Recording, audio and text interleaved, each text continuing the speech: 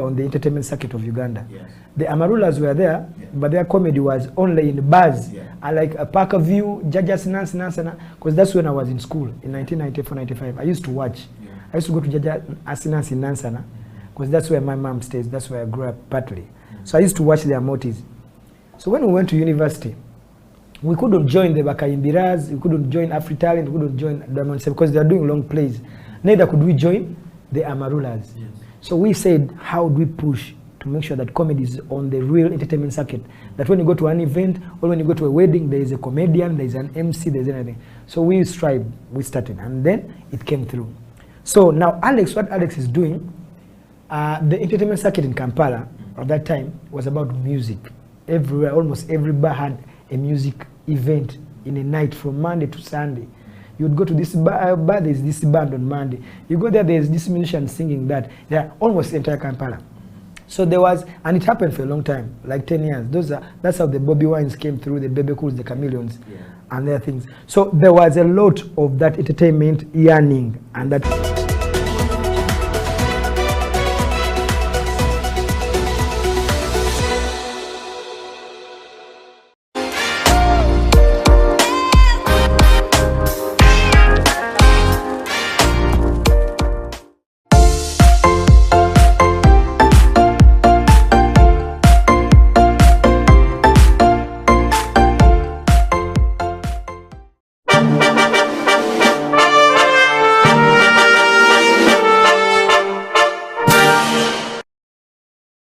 So at what point did you realize that you were becoming a leader, when you can talk about self-leadership? And what is self-leadership for you?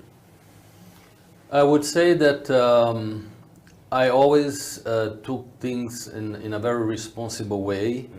And when you take responsibility, automatically you start taking some kind of leadership on projects that you do. And I would say from my first job in that hotel, in Rio, I start taking responsibilities, and I also like to train people. And I think training, developing people was always something that I like to do until today. I would say that one of my best rewards is when I see someone from the ground, young and without too much experience, then we can see that person growing and developing his skills and moving to his career, and showing him a vision, a possibility of him becoming also a great leader. So I think these are the components that I wouldn't say that I know I am a leader. I think that came naturally somehow, and there was appreciation from my bosses that also say, this guy is doing well with job, we need him in that position. Because leader also is about, you need to fit in a certain position, you need to take that responsibility and deliver what is assigned to you. There is also important components about integrity, and this is how people trust you, what you're doing. And for me, it was always very important that people trust on me. And sometimes, unfortunately, I didn't have such good bosses. You know that movie, there is a movie called Horrible Boss. Horrible Boss, yes. I think we all go sometimes through that. I hope I'm not a horrible boss. I mean, you cannot please everyone, but I know that I had some horrible bosses that really put me down, undermined me, but I always manage rebounding and finding in the bottom of myself my strength to say, I'm not so bad, I'm sure I'm doing good things.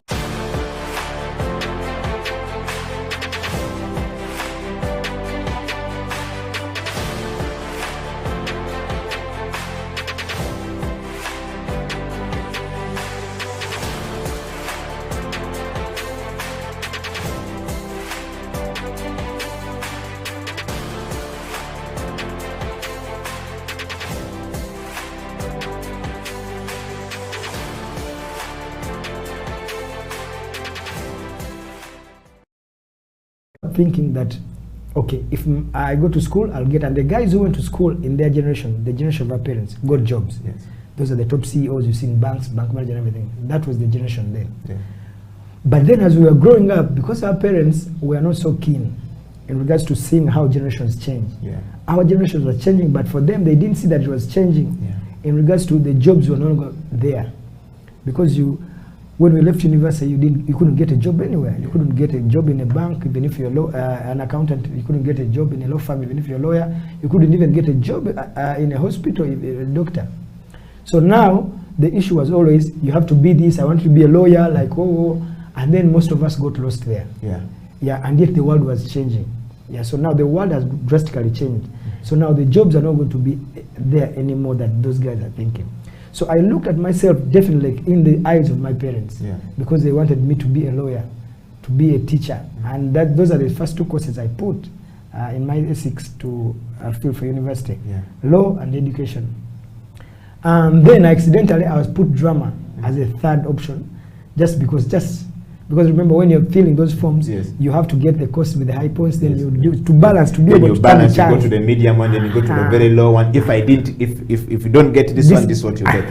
Yeah. So that's what I did. So I did put law first, education second. Drama was just a by the way to fill the space. I put a bachelor's degree in drama. I go sit my exams, results come back, and I've been admitted on government scholarship for bachelor's degree at Makerere to do drama. Yes. I was confused. I almost changed to social sciences, because then peer pressure. Hey, you're going to do drama, what will you do? Where will you get the job? So there was a lot of, I was in a mental dilemma. I even picked the forms. But on my way to go change them, I met the professor who was the head of department at the music, dance and drama department at Makerere at that time. He was called Professor Justinian Tamsuza. He's still there to this day. So he explained to me what I can be and what I can achieve if I did a bachelor's degree in drama. And he told me actually, a bachelor's degree in drama was a professional course, and social sciences was a flat course, albeit so it was done for someone to switch from a professional course to a flat course. That is where I stood firm and said I'm going to do drama, and this is what has become of me. So on that note, were you funny from the beginning as a child? I've always been funny. I've always acted. You know, because of my size, I'm short. That's why you see I call myself for me to stand out or to be felt or to be affair, so I had to develop that humorous bit of me, because you can't impact like in Giants. If my hobbies were like you, no one would see you. Every time you'd be talking, they would either give you ngolo, but because of my humor and my over talking, so they always loved me and kept me around. So that's why I developed that side of me. Wow. Annington, that said and then, did you ever see yourself becoming who you are today in life by any chance? Not what I've become today, but I always thought I would be successful no matter what job or profession I did.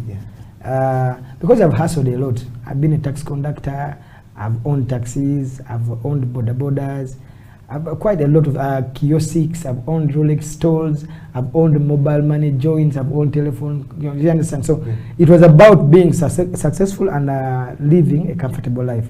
So I knew that at whichever profession I would take, whether I would be on the street, whether I would be, I thought I would be somewhere. That was my drive ever. I didn't know how I would get there, but I knew for a fact if I stood on my principles, on my hard work, on my focus, I knew I would somehow make it in life. Wow. Yes.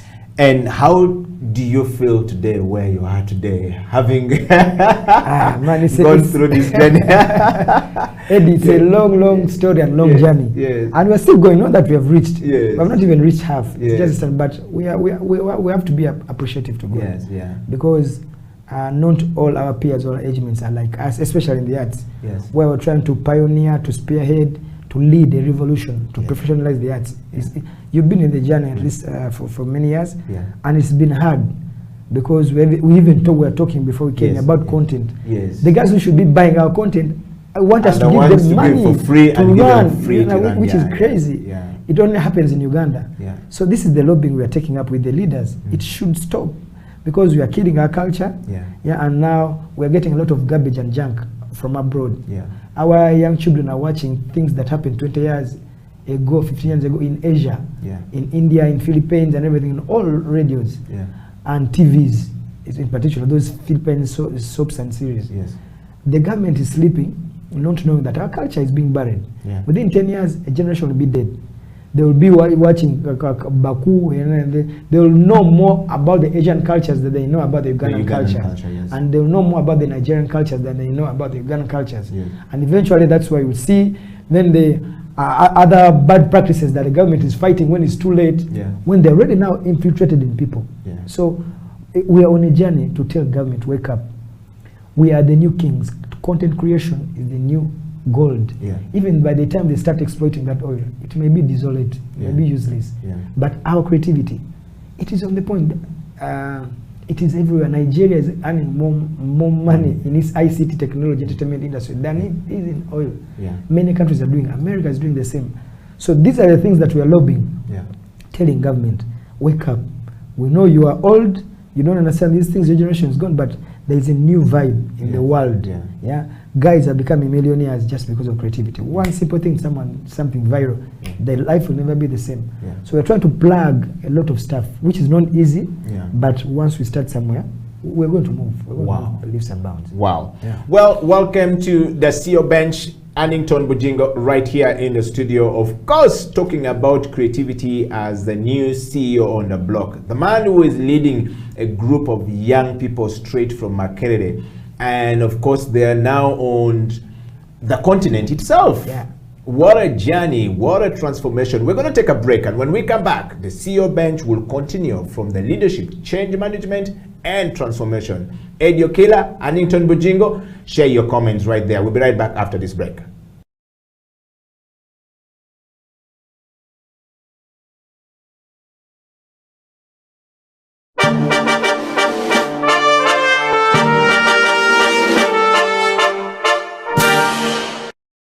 Even people are stuck in their own ways. For people who have had a chance to, say, work out of the country, you're dealing with people from different backgrounds, different cultures. Their view of the world is different. You know, you cannot change that. The best you can do is get into that space and find a way of navigating through that. So I don't believe that what I've learned necessarily is going to go into, say, a big organization like Stanbic and change it. If it may guide me along the way in terms of how to navigate, in terms of how to influence the leaders of that organization, but not necessarily kick the front door and change everything. In fact, I think that's disastrous because you may just end up going backwards. So I think for me is allow yourself to learn from the environment and then adapt and change from within. A lot of time we see people, Daniel, who go into organization and just start changing, and you find people flying from this organization to another and says, man, the new boss was come. I can't stay there. And this happened. Is it they themselves who are a problem, those who are running away, or actually the bosses come and want to change everything? Have you ever been in an organization and people have viewed you like that? And if yes, how were you able to deal with it? If not, had you learned these tricks before going inside there so that when you arrived, you are more warmer to people than more, cold to other people? I think in most cases where, and we've seen this, even in Uganda, where a CEO comes and tries to change everything overnight and the organization suffers. You lose your talent, the good people leave the company, they go to other organizations, your numbers start going down. It's a no-brainer. The good ones are the ones who quickly realize, oh, this is different, I need to adapt. I mean, I always hear people who have worked in Tanzania. Tanzanians are different. The way they do things at their pace and how they shift and move things, relate among each other is very different. So if you come with your speed and and forcefulness, you'll get a culture shock. They'll edge you out slowly in their nice way. Before you know it, you've left the company. I remember earlier back in our breweries, we had similar people who used to come from South Africa at the time. Because Africa is obviously very fast-paced. It's about push, push, push. And a lot of them suffered. In fact, a time came when they said, you know what, this thing is not working, let's empower now Ugandans. That's how you guys came through. Yeah.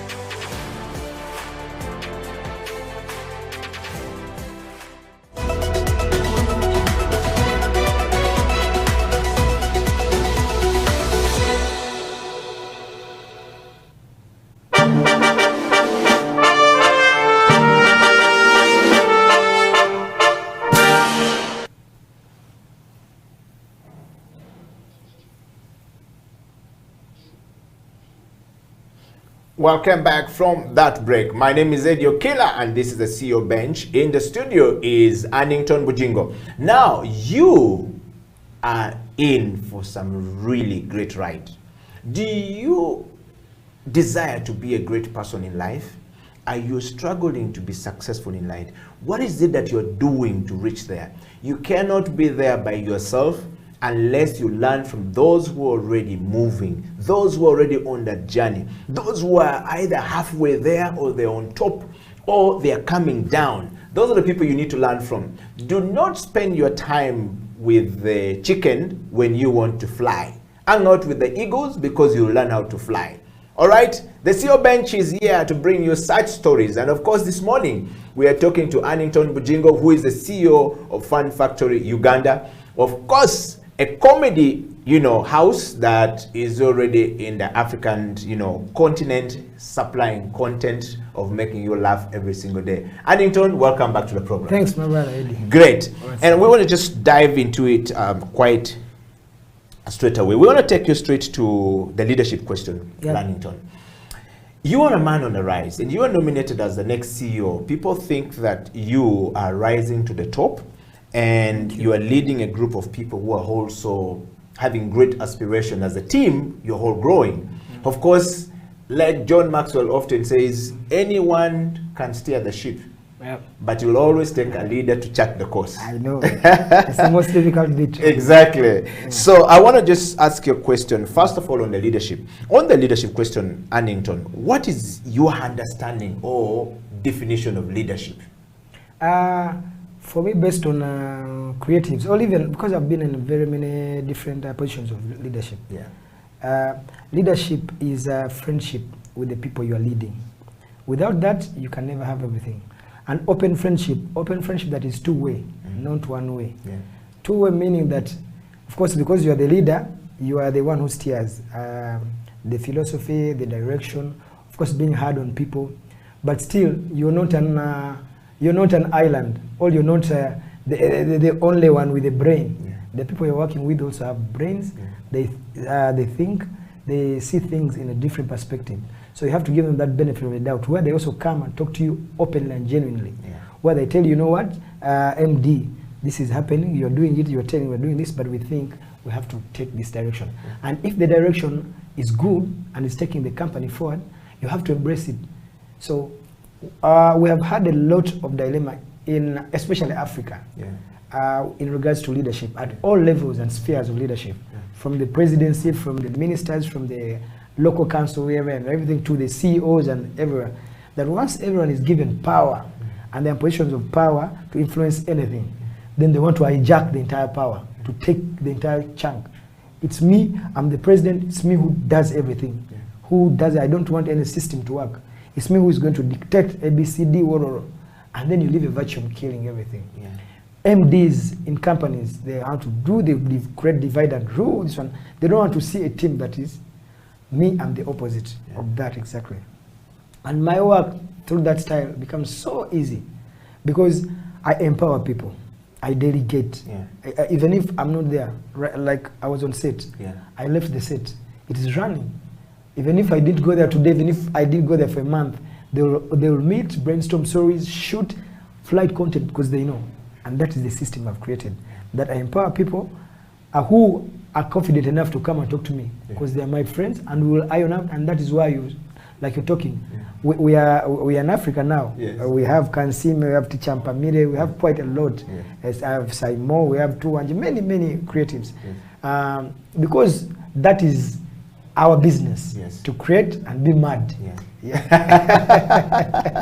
Wow. Annington, on that note, who is a leader to you, and are you one? Having defined leadership. Yes, I'm a leader.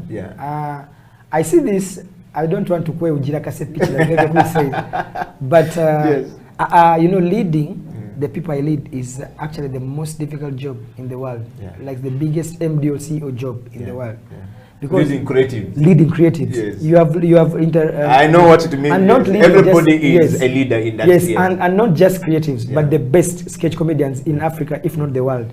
Because we are the only people in the world who do what we do.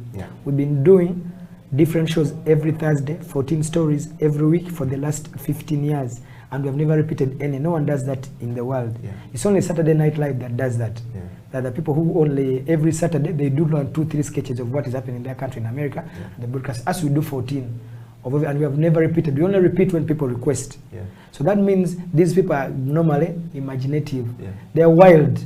They are mad. You know, you see, that is the creativity, because no creative is sane. No one should lie to you. We are all mad, but our level varies. Not mad of removing clothes, but what happens in our heads. Because when you sit down with Chameleon and the way he tells you, he says, I have 1,000 boxes in my head. So this one is telling me this one is telling me this is telling me. So to reconcile them, I need a team. So this is what we're building. I need people to help me. Because for me, in his head, even my head right now, you don't know, even you. So they're crazy. So for me, I think I'm a good leader, because leading those people for a long time and being together, when they have made it big, when they are hitting Africa, like even they're trending, it's not easy. But I thank God for that, and of course them and their passion and their professionalism and our friendship as a family, because we run Fun Factory as a family. Everyone has something they do. That this one is in charge of creativity, Zinga and Veronica, that are marketing and everything. Richard Tuanji is the director. Finance, I have Gerard Dutaro doing, and Nina. Then production, I'm with Kathy Bagaya, Emma Kakai. Writing, I have people. The stage manager, I have Destiny. Runners, I have guys that are coming down. So practically everywhere I'm plugged. That when I want welfare, Veronica's there. Eva Kemizinga will come in to plug this. So practically everyone has something they're doing. Not just sitting to act. And wait. No.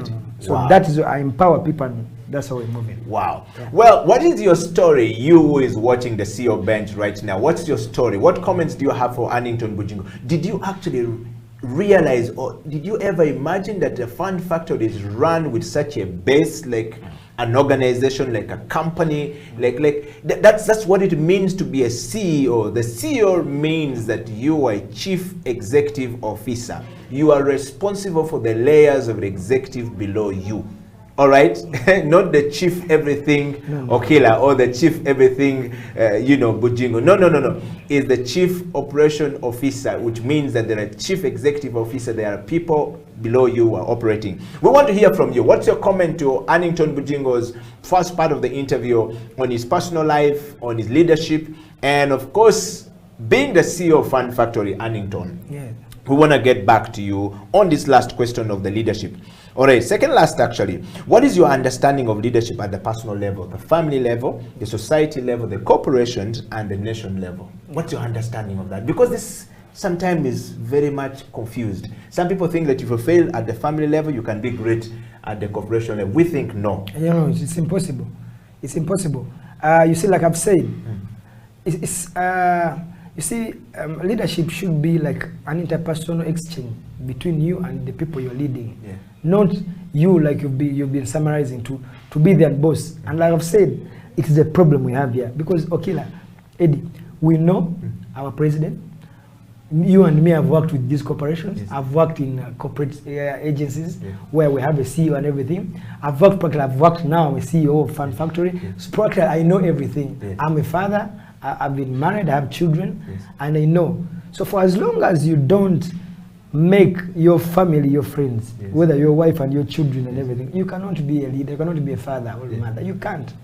Many people are fathers or mothers, but because they are holding their children hostage. The kids have no option. They, yes. They didn't decide or choose who their parents when should daddy be. walks there, They go away. They Yes, keep quiet. yes. It's the same thing with our country. Yeah. Because when the president says anything, no one will debate with him. Yeah. Because recently, okay, not recently, last year I think when I met him, it was baffling to me that the actual big guys were scared that I was debating with a man. Yes. Because the guys could not even believe it. Some of them have not even had that chance, and they've been cabinet ministers. Well, were you scared that you'll be No, thrown out? The small man, imagine a small I'm man. not scared of anyone. A small man talking to the president. I'm only scared of God. Yes. Yeah, because he's the only guy who's ever. I'm not scared of him because by the time they call me, I don't waste time. Yeah. I keep telling people, if you call me for a meeting and you want pick my mind, or you won't listen to what I have to say, I don't need to attend that. So I go to meetings based on condition that I will talk, and I talk my mind. And usually now, I also have a team. We document what I'm going to talk about. I don't want to meet a big person on just words or marusu. No, I have to be on record. That I'm telling you A, B, C, D. I want this to be changed in the creative sector. So I have ideas or motives and a strategy on how we can influence or change the industry. So I can't just come and talk to you and go. So I write a document with evidence, with research, showing that if we did A, B, C, D, F, G, A, B, C to be done. And I'm using even data that has been there, done by Bank of Uganda, which is a government agency, UNESCO, these things are there. So use data, and even the president asks, is this true? Yeah, it's by your people who got it here on this research. Are you sure? And thank God, you know, he replied my letter and he authorized some, he did a presidential directive to try and improve in regards to copyright, people who are stealing our money and quite a lot of stuff. And we pray that they happen and we move the sector or the industry. Wow.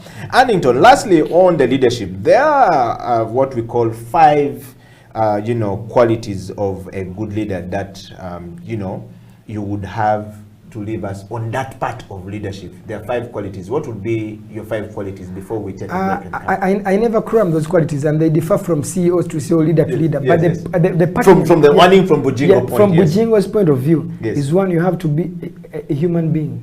You have to be a human being. That's number one. Is because you're leading human beings, you're not leading monkeys or chimpanzees.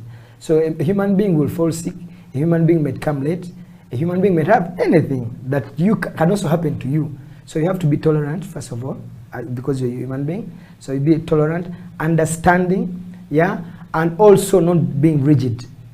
You have to move with the tides of what is moving. I don't know how many are those. Those are 4. Those are 4. And loving. Yes. Loving and sharing. Compassion is critical. For as long as the people you're working with don't see the compassion in you, every time they're coming to you, I'm sick, I'm telling you, you're sick, how? You're supposed to be, So they'll switch off. Even when they are sick, they'll come in, but they'll not deliver.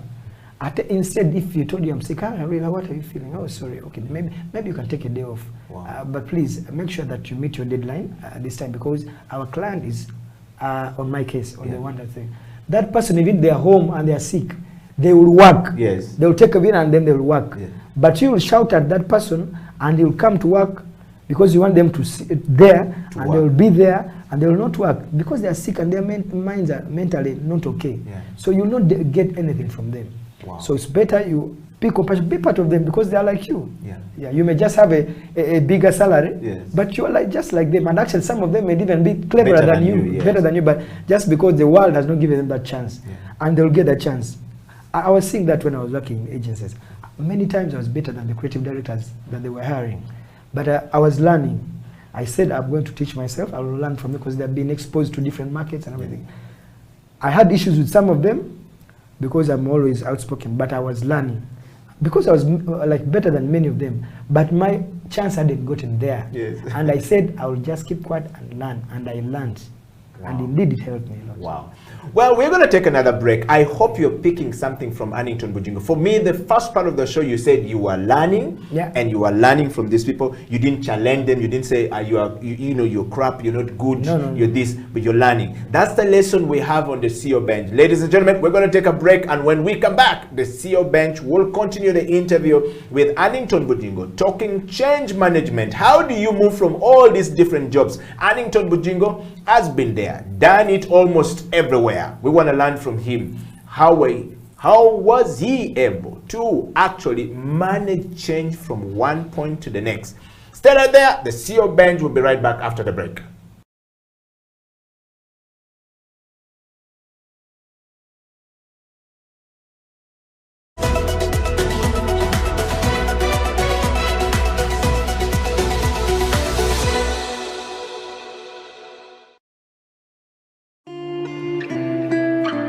People at the moment are struggling to understand the older generation because times have changed. Technology has come in. They've moved on. Yes. We're the ones sitting back and wondering, what is my child on to? TikTok has surpassed WhatsApp. The other one I call, I never call it Facebook, it's Bookface. Why are you on Bookface? Dad, it's Facebook. Yes.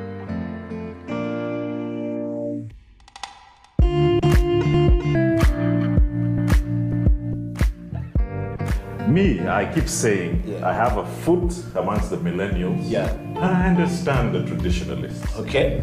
There's a song in the 60s, by the way, and in the 90s, 70s, where they're like, parents don't understand.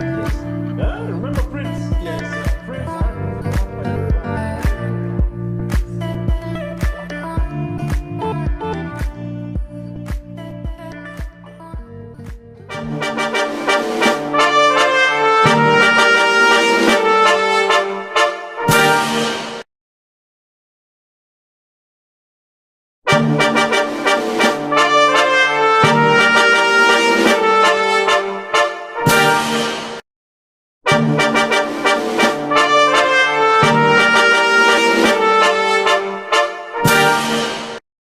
There's a lot that is involved in the civil society organizations. There's leadership in itself, there's management of processes, there's management of the human resource, there's fundraising, there's research. It's a lot that needs to be done. And many times there is a feeling that is too much for a woman because she has other traditional roles that she needs to do as at home. Yeah. So many times as people are looking for leaders in civil society organizations, the priority is usually given to men because of our society that feels that men have the time, men have the capacity, men have the ability to lead, to take this organization to greater heights.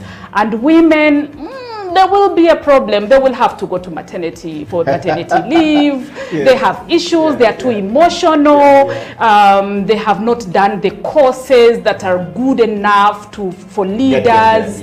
They don't have time to go for extra learning or to go for work outside Kampala because they have to tend to their children. So there's too much that society has tied around a woman. And it's true, we have these traditional roles that we have to do, but does not in any way mean that women cannot lead in these spaces.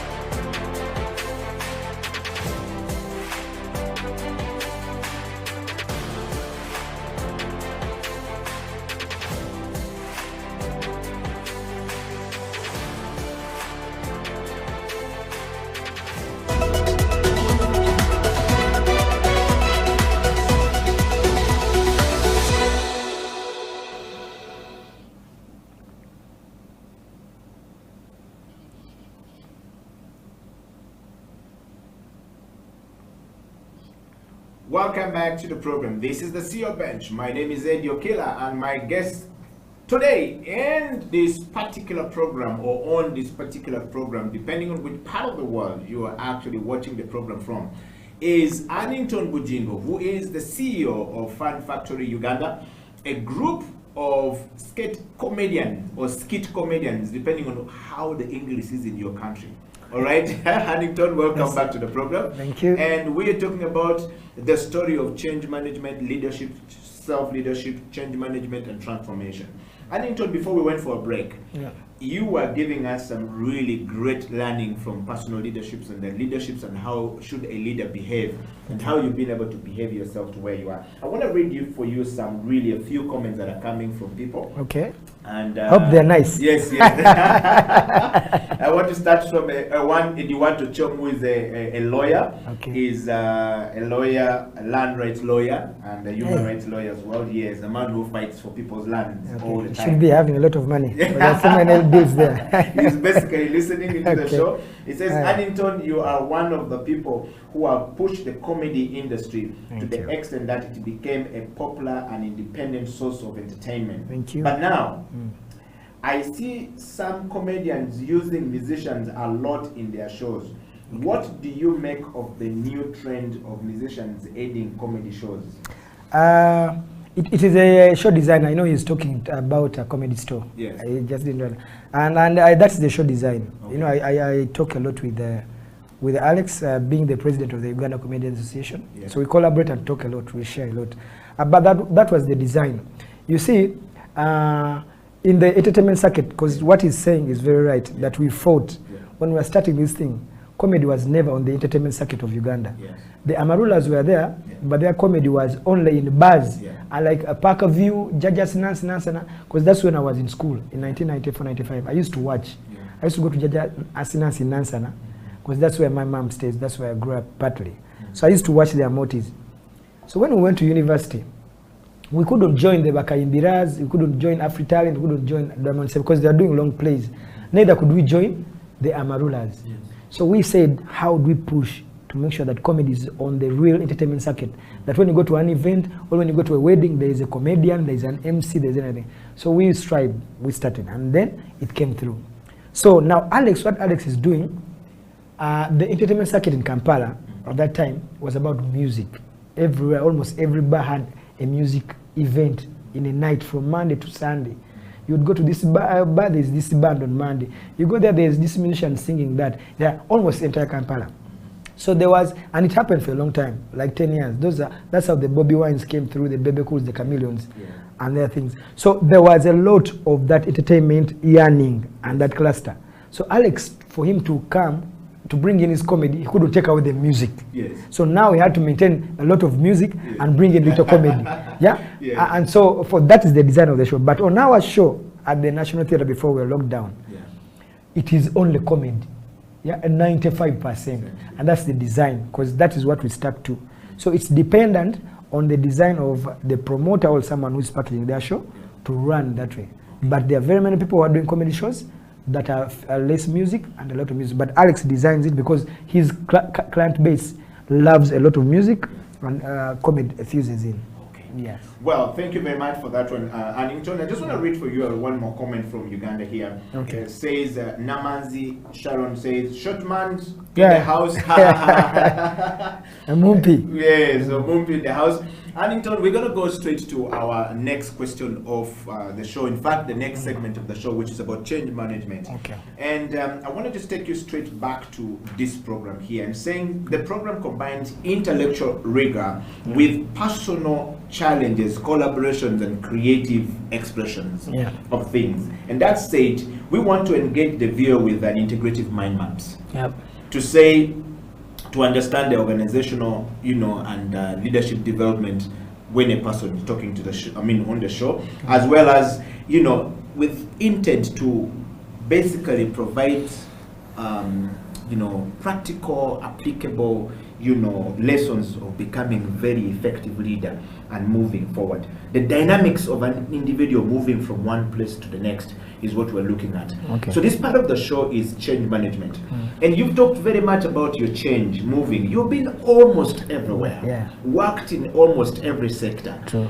Advertisement you know, sort of like exposes people to all sectors across, you know, the spectrum of economy. Yeah. Now, Annington, how were you able to manage movement from one place to the next when we talked about, because change management is a systematic approach of dealing with, you know, transitions or transformations of an organization. Yeah. And sometimes some people get tired and move. Sometimes some people have outgrown the organization and move. How do we start communicating? Because there are people who are stuck in some of these organizations who can't move. True. Don't know what to do. True. But you're here on the show. You've Yeah. changed several times and you're moved. I'm like a snake. I keep molting. Yes. But some of because like you've said, I've practically been everywhere. But what I do, or what has kept me this, is I never fear about tomorrow. Yes. And I live today like it's my last, and I never know that tomorrow will happen. Yes. So that you cannot hold me hostage.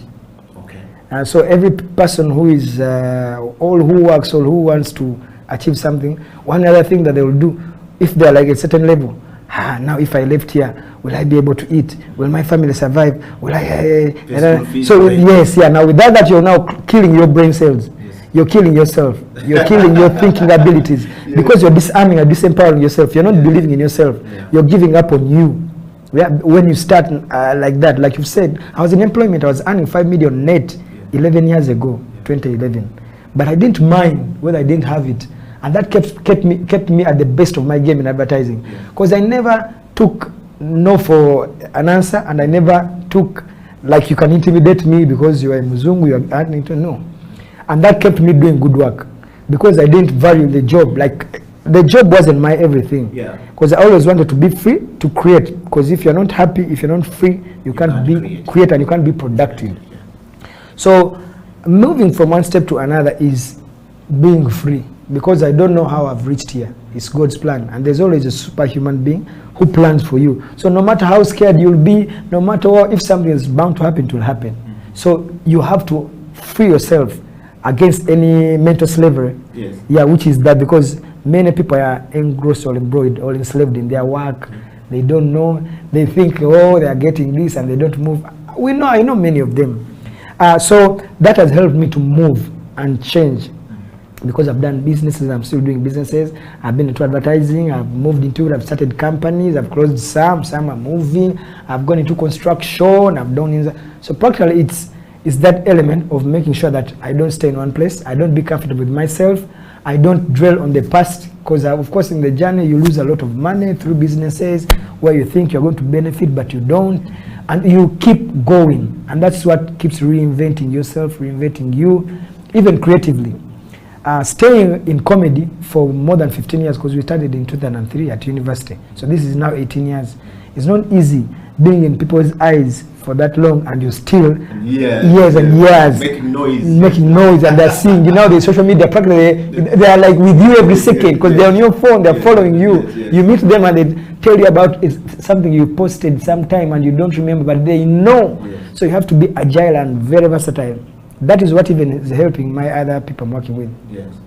The Kansimes, the Mpamires, the Namandas, the Tuanjes, the Zizingas, the Kemizingas, the Ninas, the Kathes, the Kakais, it's that, because we never get satisfied and comfortable. We tell them, guys, something, young guys are coming up, so what are you creating? Yes. So that in a way is helping us to move from one mindset. And I urge our viewers to also embrace that.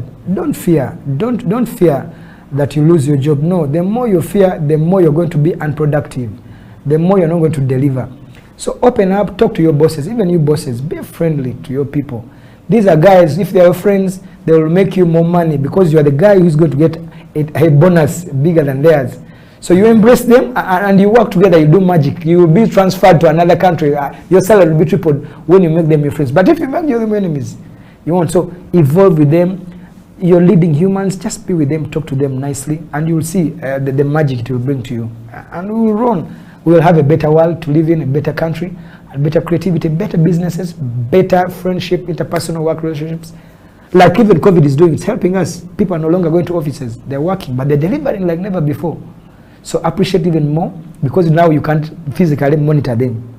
They work for their homes, but if you show them the love, if you move with them, magic you'll get. Wow. Annington, changing from one job to the next is not easy. Very hard. Were you always able to communicate this effectively to your, your employer? Guys, and I'm leaving. Or at what point do you say, okay, I'm done here? Or at what point do you realize that, okay, I've outgrown this organization, I need to move to the next?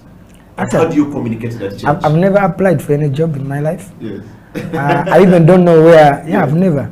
I even don't know where my transcript is. Yes. I got it 15 years ago. I graduated 1st April 2005. Yes. Those are 16 years ago. I don't know where it is. So that means I was handpicked, and I've been only employed twice in my life. That was Canada, where they handpicked me. A lady, the MD was a Kenyan called Esther Mihaki. The husband somehow handpicked me. They gave me a job. And then Paul Warner, the owner of Metropolitan Republic, Africa, poached me because I was in Canada. So they did research and said, this guy who is a comedian is everything. So they came, called me at Serena, and they gave me a job without even an interview, because they knew what I was capable. In advertising, it's a small world. Yeah. So they gave me a job. And I worked with all my bosses very well, the MDs, Alex Rukundo, the guys who were there very well. Until one particular white old man who came, was called Thierry. I can speak on camera on him, because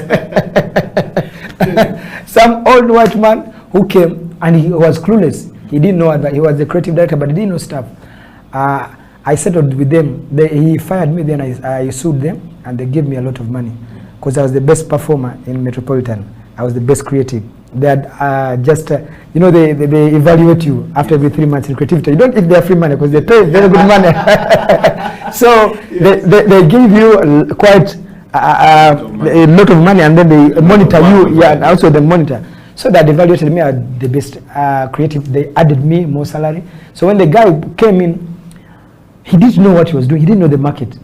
So I was telling him, we cannot run that way, because clients were complaining, but because he's white, somehow they fear him, and he's old, and he has given a portfolio that if you see the portfolio that guy had, bro, you may have thought like written from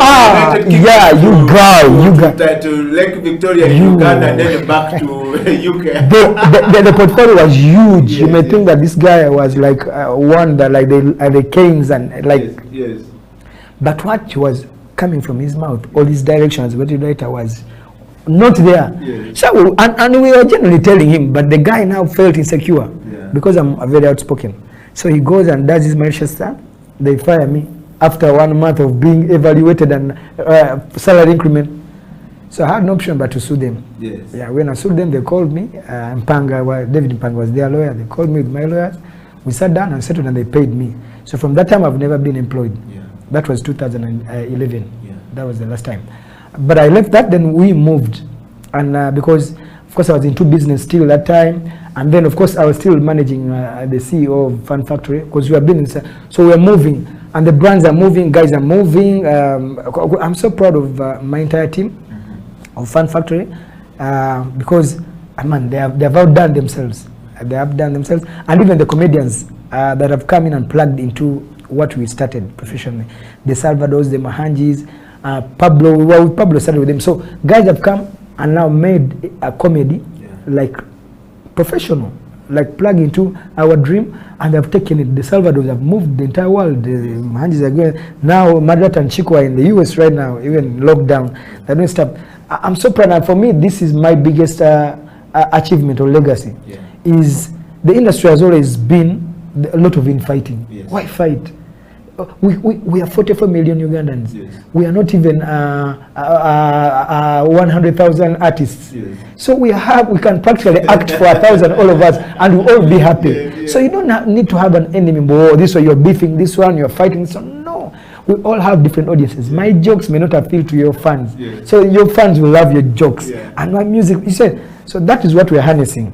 And that's why I'm even into music now, to see if we can work together, as an entire industry. That's why I'm also the board of the National Culture Forum. Yes. So these are things that we are dreaming, that with time, that they will happen. Because my children, all of them are artists. Some are acting already in DSTV. Yes. They're musicians, they're producers. Yes. Yeah. So I want to like lead the way for them.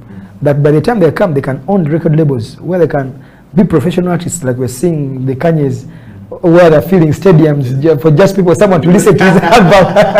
And people are feeling, yeah. So which was never the case. It was a taboo back then for you to be an artist, to be a musician. I mean, your parents. Yeah. I mean, it was not. It was unheard of. It was madness. Yeah. Even now, Yeah. you see, even because I was sitting with the president. You see what the president is talking. I go there and the president Yoweri Kaguta. yes, Yeah. I said, but I hear you are rich. Where do you get that money? You see, and I laugh. I said, I'm not rich. He said, no. I've been briefed. Yeah, I'm not rich. I'm just a comfortable Ugandan. Yes. But for them, they thought we were failures. Yes. And we are not. We are actual professionals who have worked in the most difficult environments in the country, because the people our leaders don't understand, but they're trying to understand now. Yeah. And we pray that they understand and we trickle down, because there are many people now on research. Out of 10 students that get out of university, all universities in Uganda, 6 of them are retained, all get employment, all create their jobs in the ICT entertainment sector. They will open a saloon, they will open a kiosk of doing music, they will start doing what? 6 out of 10, implying that we are like agriculture. When you're an artist, you don't need to study, or you can join us and start and move. Wow. Yeah. Well, we are talking to Annington Bujingo, who is the CEO of Fun Factory Uganda. And of course, we're talking the story of leadership, change management, and transformation.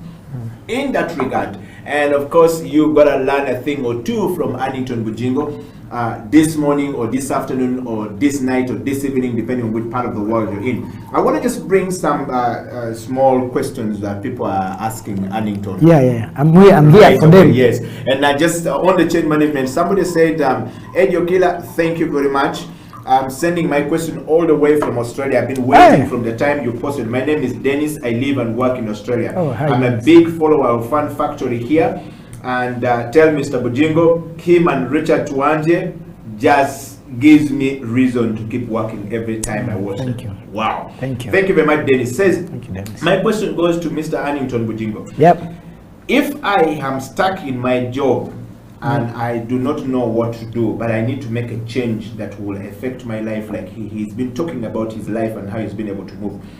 First of all, what are the steps? Can you give us like 3 steps that we can follow to change our lives, to move a job from one place to the next? 1, give yourself a timeline and say, be like a target worker. And say, now I'm going to test deep waters. Yes. Because leaving employment is not easy. Yeah, it's not easy. 2000, I was struggling with it, yes. You've seen it's not easy. Yeah. Especially when you have a family and responsibilities. And you have the salary where it is always. Yeah, and 25th. Whether you work or not, it's there. It's going to pay. It's not your responsibility. It's a big shift. Yeah. And so what you need to do is you give yourself a timeline. And you be like a target worker. Guys who go to Kuwacheyo, they give themselves, I'm going to be there 5 years and I'm going to save. So you give yourself a timeline that I want to get out of employment in 2 years. And you be realistic with yourself. So out of the 2 years, you say, how much do I earn? I earn probably 2 million a month net. So what are your responsibilities? You pay rent, you pay school fees and everything, because we all know that once your expenditures, you'll save this a month. So you'll be able to know, because based on your earnings, that I'll be able to save 500,000 shillings, for example, a month. And then you give yourself, maybe I'll save for a year or 2. So that means I'll have probably 20 million cash by the time I want to walk out of employment. And in the process, the time frame you've given yourself, research what do I want to go into. Don't go into what you want to do just for a living, because you will not survive there. Go there with a passion, with a desire, with a dream that I can make this last for 20 years, 30 years, and it can lead me into retirement. So once you have those things and you've done research, don't be like those Ugandans, because we are the most entrepreneurial country in the world, but most of our businesses never see our first birthday. Because we are copycats. I'll see Eddie has started something like a good studio. The next building you'll see the same things, because I'll say, how much is the camera, how much is the screen? I can start it and I'll go without researching what has Eddie done or anything, or what creativity idea do I have, not just putting the resources. Processes. So once you have them and you've really done research, created your own business model, don't copy like others. And this is what is killing Ugandan entrepreneurs. We are all copycats. We never invest in research, what you're going to do. So the money you have saved, you inject it in something because you have seen, okay, I started a studio and it will die. You'll be frustrated, and then depression, you'll not be able to get. So, but once you save, have a strategy, research about what you want to do, you cannot fail. So when your time comes and you have your money, politely and requestfully, go to your boss, tell them that, you know, boss, thank you very much for the time you've given me. It's now, I'm starting on a journey, but I'm available. If your boss is willing to maybe offer you consultancy and pay you half, and they'll be wanting maybe like 4 days a month or something, you can iron out the deal with them, and you'll move, and then you'll just keep growing, and nothing will be hard for you. Wow. Well, Dennis, there you have it from Annington Bujingo. I think that's a very good example of change management and how he has been able to manage. I have got one more here. I have so many of them, messages coming in. But I want to read one, actually two. One coming from Barara. Eddie Ogila, thank you very much. That brother of mine has never been able to speak about his life like this. We know him, we have heard him, but he's not been able to tell us the story. I for a long time, I just thought he was a funny guy, nice funny guy, but he doesn't really talk serious stuff. But today I have a different perspective of Annington Bujingo. Those levels of management he has put in place is even better than some of the government officers. Thank you. But I have a question for Annington Bujingo. As a brother of mine, can you please, Annington, tell us, if I am about to leave my job and I have everything, and my job is telling me I can't go because I am good and they keep increasing the salary, but I feel like I'm tired, I can't move. How do I move from this job? He said he left a job of 5 million. How was he able to leave 5 million? You see, it's not easy, like he says, it's a bait. So when you want to scoop a fish in the ocean, you have to put something like mukene or to hook it up. But when you're going to take it, you're taking its life. You're going to eat it. So many a times they add those bonuses to hook you up, to bait you. And at the end of the day, you're growing up every day. There's a comment he made that I'm better than many people in government. In an ideal society, me and you should be in government. Like creatively, no one in any government art industry is better than me. That I would say on record. That I would say on record. No one that is running any art institution in government is better than me in regards to the creative industry, the knowledge, the dream, the desire to move it forward. No one. But you see, because these old people have refused to hand over power to people, they're not extolling. They are so fearful. No, they're so fearful. They don't know. They fear what they don't know. Like they don't fear what they don't know, because they see. You see, this is why us, we never wanted politics. Bobi Wine never wanted politics. But you see, if you step on us and you don't know, and we see guys, we made ourselves when none of you believed in us. Not even our parents. They thought we are mad, and we told them we can shift. We can make this a job.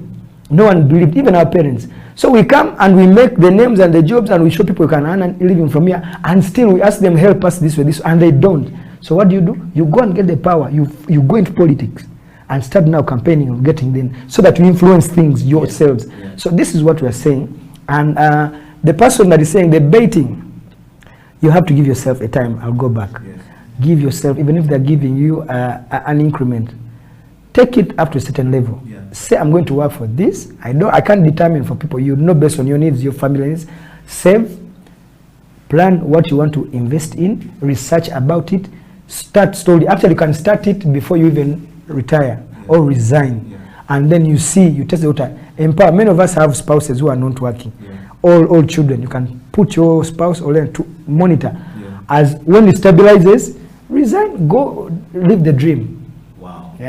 Well, Annington, we're going to take one before we take a break. And this is the CEO Bench. Annington Bujingo, Eddie Ogila on the CEO Bench. We're talking about leadership, change management, and transformation. How do you lead yourself from a personal point of view to, family point of view, organization, and of course, corporation, and going Africa like Annington Bujingo? It's a journey that one needs to take. I have one more question for you, Annington. This gentleman says, I used to work in Uganda Telecom. Life became very hard when Uganda Telecom went down. I found myself now, I moved to Denmark, and I now live in Denmark. I was a huge follower of Annington Bujingo, and I still does. When I am looking for excitement Annington Bujingo and Richard Tuwande just makes my day. Thank you, brother. But I have a question for Annington Bujingo right now. Watching him, I have never seen Bujingo speak like this before. I think that he needs to continue doing this a little bit more to give us an insight. In Uganda, people just make a summary of who you are without knowing who you are.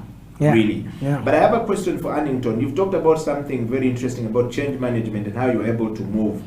Did you study something to be where you are today, you know, management or leadership? Were you able to go through something? Can you give us some understanding of how one can switch a job? Because right now, I live in Denmark. I am working, but I feel I'm tired of my job. I don't know.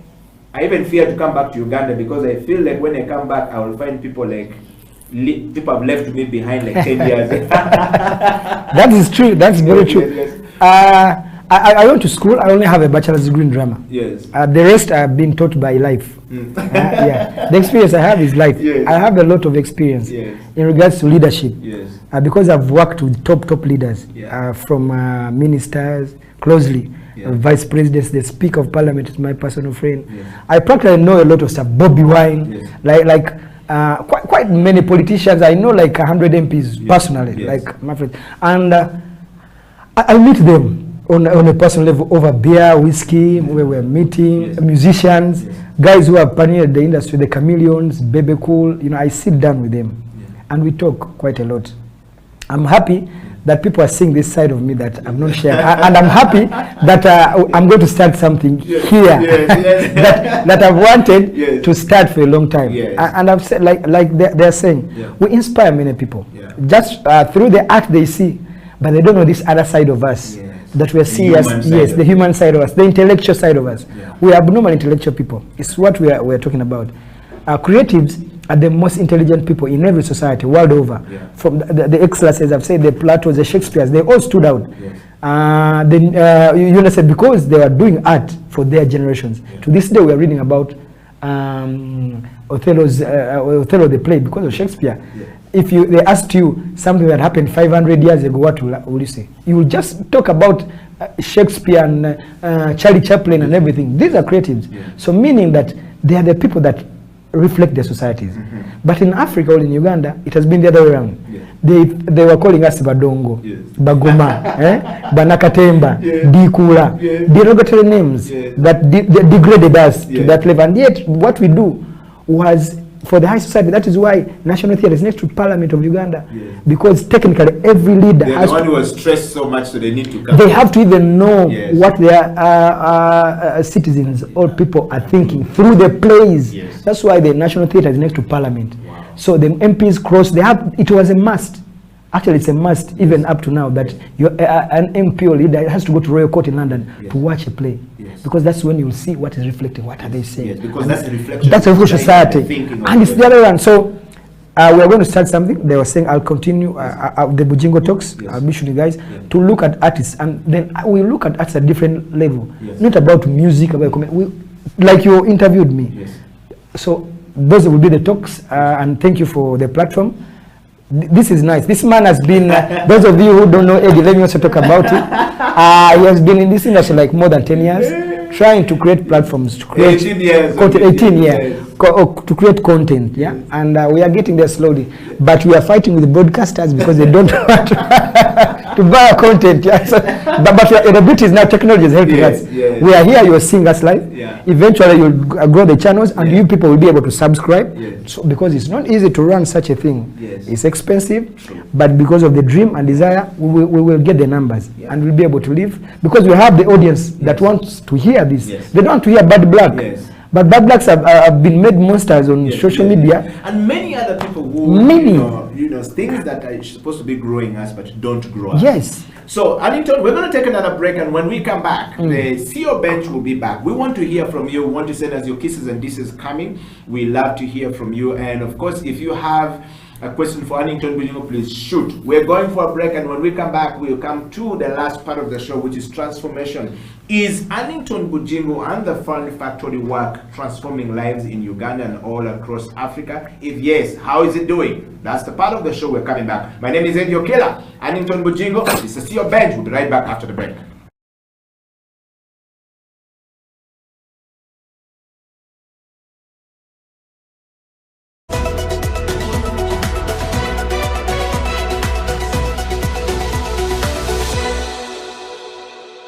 My name is Dr. Jinpo Olowo.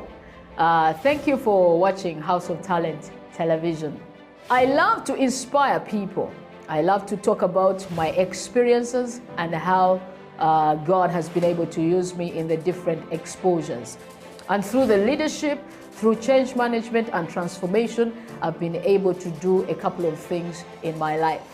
Now, are you a kind of person who is tired of your status quo? Do you want your situation to change? Are you tired of what is going on in your life? You know, change is a fact of life.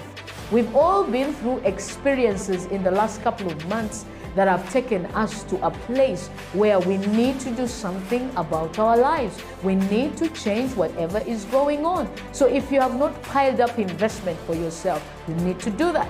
If you've not done businesses to hold your family in future, you need to do that. Are you thinking of full-time employment? You need to be thinking about your life after employment or your business in the next couple of years. So if you want us to chat, if you want us to talk about this, please get in touch with us at SEAL Uganda on number 0772443085 or check our website www.sealuganda.com, or on all the social media handles. You can hook me up or Facebook, that is Jinpo Olowo, on Instagram, Jinpo Olowo, and on Twitter and LinkedIn. Then we can chat a way forward with you. We can help you, we can coach you, we can walk with you this journey of financial freedom. Thank you.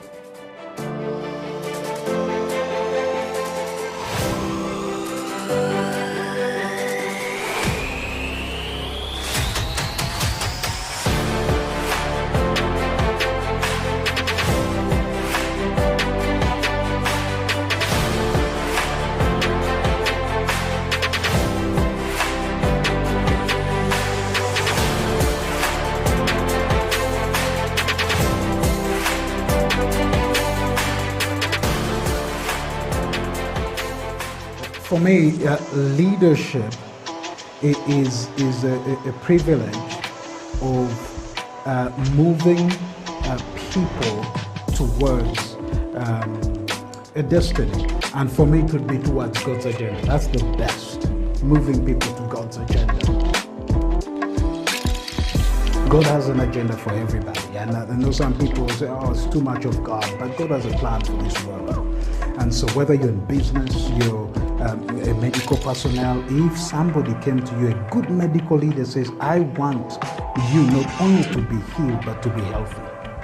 That's the kind of mindset that I see. And it's about self. So if you ask me, am I a leader? By the grace of God, I am a leader, and I am growing as a leader. And I thank God for that privilege of being a leader. And who is a leader to me?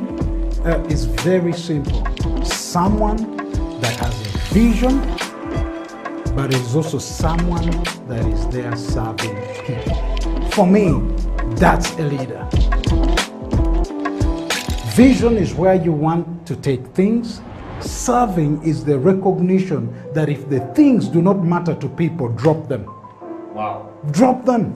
Because at the end of the day, whatever we do must make a difference in people's lives. Anybody who has had huge impact in history, in leadership, the impact is not measured by just the things they did, but what those things did for people's lives.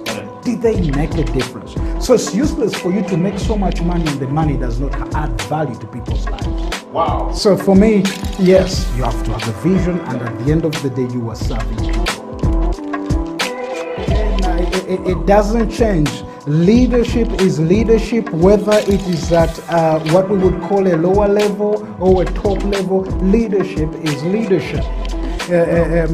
It's about influence. It's that influence that comes from you have a vision and you are serving people. So what changes is the level of responsibility, but the other one that people don't like is the level of accountability.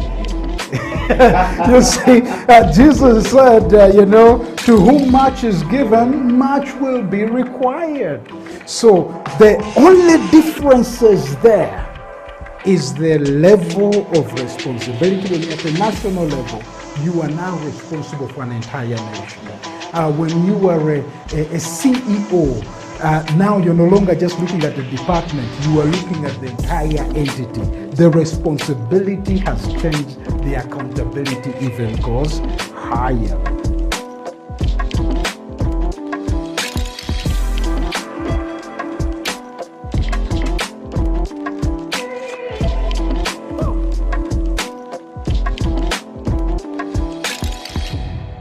Hi, this is Julius Watlonyo, pastor at Watero Church.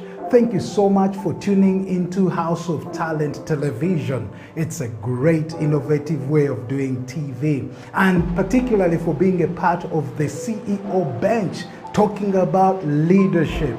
You know what, friends? Leadership can be tough.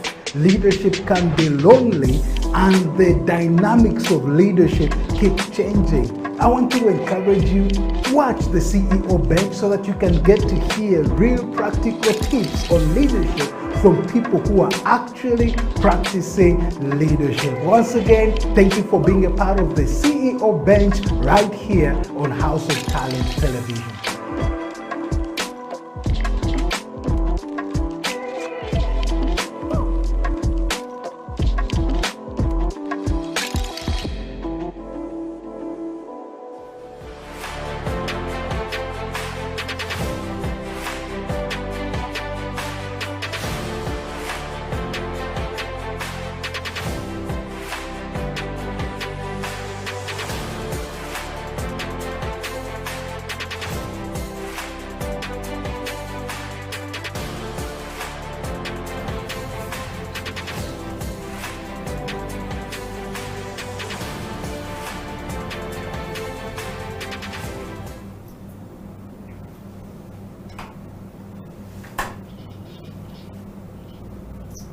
Welcome back from that break. My name is Edio Killan. This is the CEO bench. In the studio is Addington Bujingo, who is the CEO of Fun Factory Uganda, a comedy group straight out of Uganda to the rest of the world, and of course, making people enjoy their lives. You see, you cannot work without entertainment.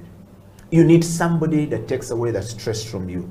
And the Bujingos does it much better than anyone does. Addington, welcome back to the program. We're going to talk about transformation as we hasten to the close of the show. Addington, and I just want to give you a background, literally, of what transformation is really about and what we're looking for. Change is a response to external influences. Okay, true. And there's so many things happen that influence who we are and what we become. Yes. And where modifying a day-to-day action achieve a lot of desired results if a person is more focused. Okay. Now, transformation is about modifying the core beliefs of a human being every day and the long-term behaviors of that person. For that person to change, they need to transform themselves by modifying day-to-day thinking. You know, the thinking pattern, the things we do. You wake up in the morning, you want to do something, but you need some people to be able to help you move if you're not able to move by yourself. Sometimes profound ways to achieve the desired results are quite key. But Addington, yes, the act or the process of changing completely is what we are calling transformation. What does transformation mean to Addington Bujingo? And is Fun Factory actually causing this impact in the lives of Ugandans and beyond? I'll dive into straight to show you how Fun Factory is, then I'll go backward. Please. So when COVID came, none of us was prepared. We didn't know.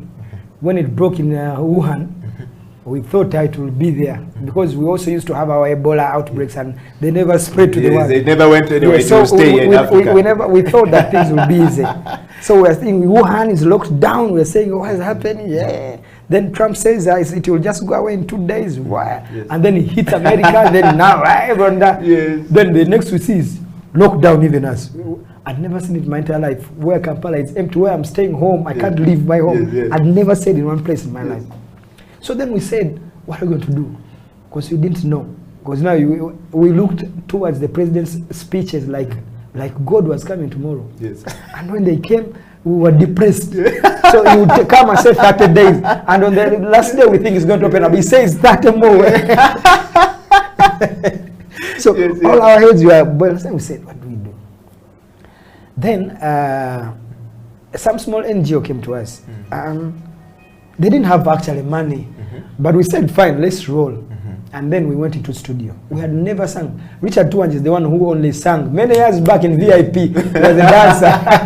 And he's a great musician. So we said, can we do music? We don't want to do stuff that people expect us to do. We don't want to do comedy. So we went and did Yambala Mask. Yambala, Yambala, Yambala, Yambala, Yambala, Mask, Yambala, Yambala, Yambala, Mask, Yambala. Now, when we did the Yambala, we even showed the video. Funny as me, I was singing. I can't sing. Literally, the only one who can sing. A few of us can sing, but we did it in a funny way. Teacher Pamela was just saying, "Wati weti, wati weti, wati wenti rongo, sanita, sanita, sanita, sanita, wati, sanitize, sanitize your hands," and release the song. Yo.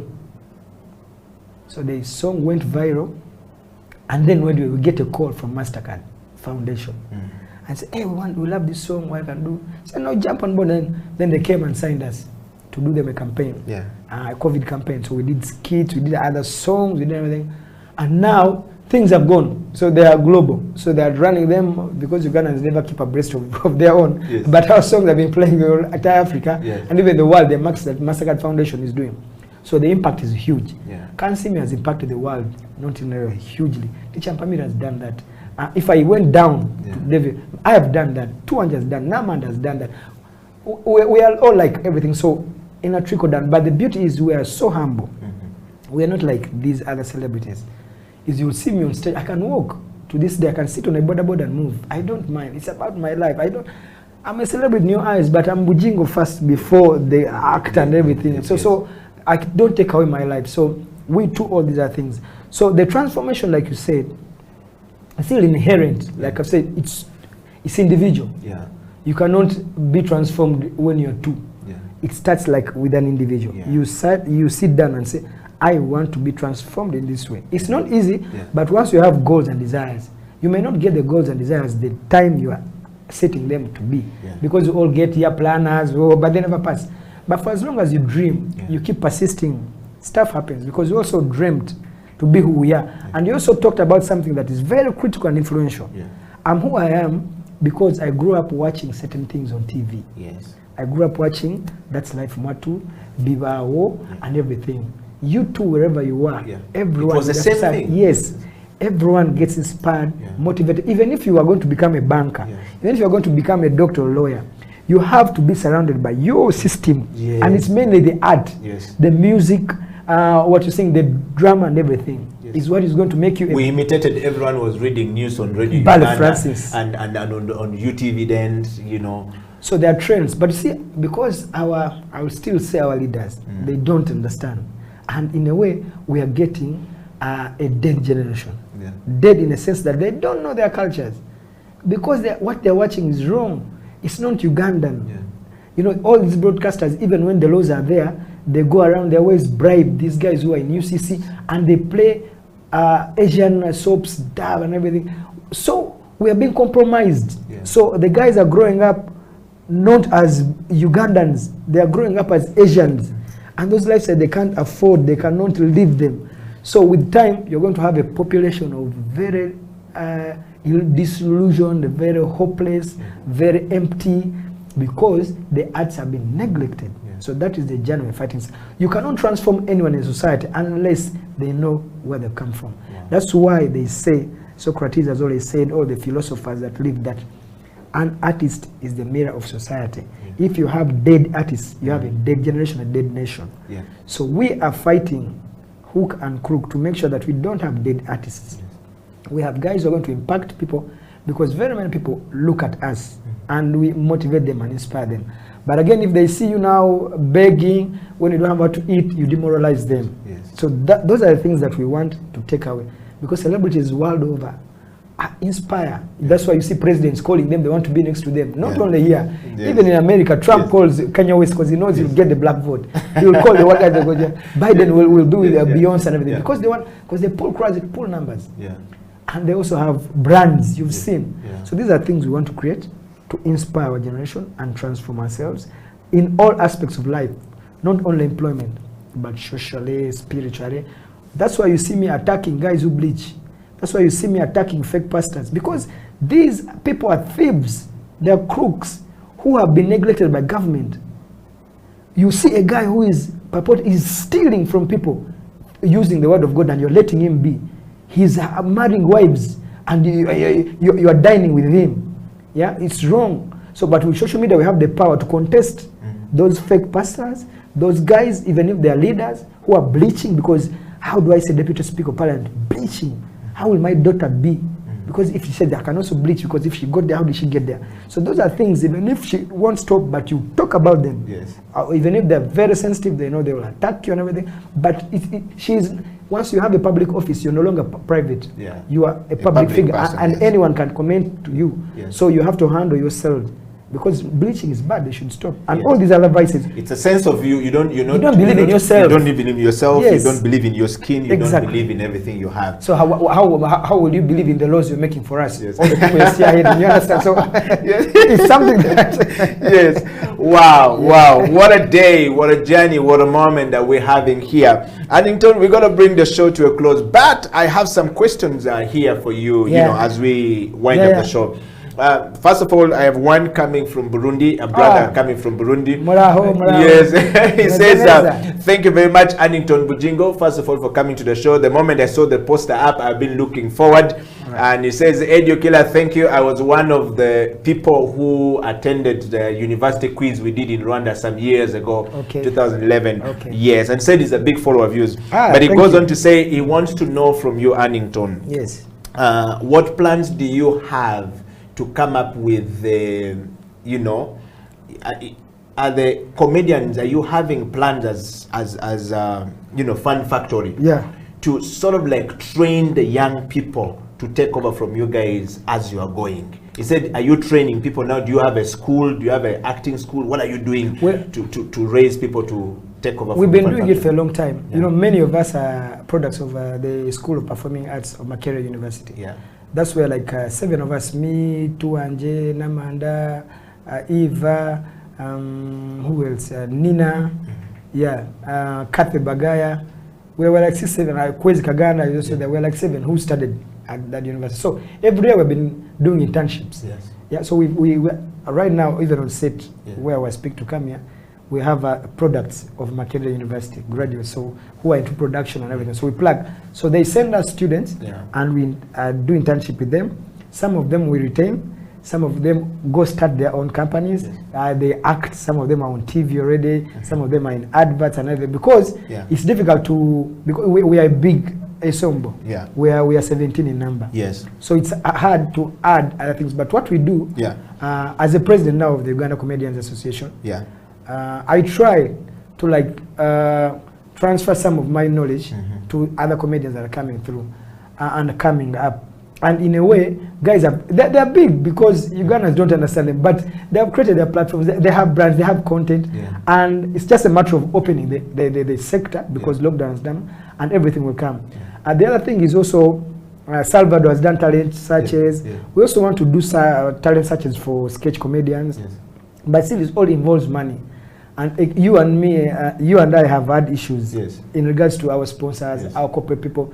They don't, because it's difficult. They don't believe in these things. Some of them think that they use art every day to promote their products, their brands, but they don't want to put money in art. That is the dilemma, because it's not easy to do a search, a talent search and everything. It's expensive. I cannot handle it immediately. I need partners to come, because once we do it, you have opened like a chapter for a certain generation. So we want to create like fun factories, independent in different regions, where guys can start their group in Gulu, where we teach them the skills. I can go there once a month to just polish them up.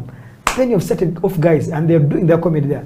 Go in Barara, start another fun factory there. Let it be independent. You don't need to go there every day. Be there for a month. Try to train them, go inspire them. They will do a show. Go across the country. Within 5-10 years, if you have the support, you have changed the entire generation. Where guys are looking at art as a business, art as work, not art as a pastime, not art as a for failures. This is not where I want to be. No. Yes. We have a lot of opportunities, but we just need support from the corporate companies and government, because government is the number 1 corporate company in the world, Yes. all in the country, and we empower them with the authority and our money. So we are not even begging, we are ordering them because that's their mandate. We're ordering government because if they don't do it, we'll force them to do it. Because once you take an oath and say I and so take to be your leader, you have then the mandate, and then I have to pressurize the responsibility. Plan. Art should be on the national planning strategy, where we know that 1% or 4% of the budget goes to agriculture. We should know what percentage does art have in the national budget. So that's where we start from. We have to have analysts, policymakers for us, because we are the biggest employer, but people don't know, and indirectly, we are employing people indirectly. I'll take an example. If there's a concert, a music concert in Kampala, like in Chadon, if Cameroon has a show, 2 billion shillings exchange hands in one night. 2 billion. People who are selling beer, people who are entering, the sound system, the food, 2 billion. Now imagine how many concerts that move. So it's an informal sector that people don't understand, that we want them to understand. And it's the journey we're on to push. Wow. Annington, I have one question from a viewer here called John Oli Kamome. He said, "You make sense, my OB." Hey, Kamome, I know Kamome. Obi, how are you? He was a very talkative man, Kamome. Thank you, bro. Did he end up in comedy like you? No. He went abroad and came back. I don't know what he's doing, but I was in touch with him. And Annington, as we close the show, what would be your parting shot? First of all, how is it like being on top as the CEO now? When you're not difficult, it is easy. But if you want to make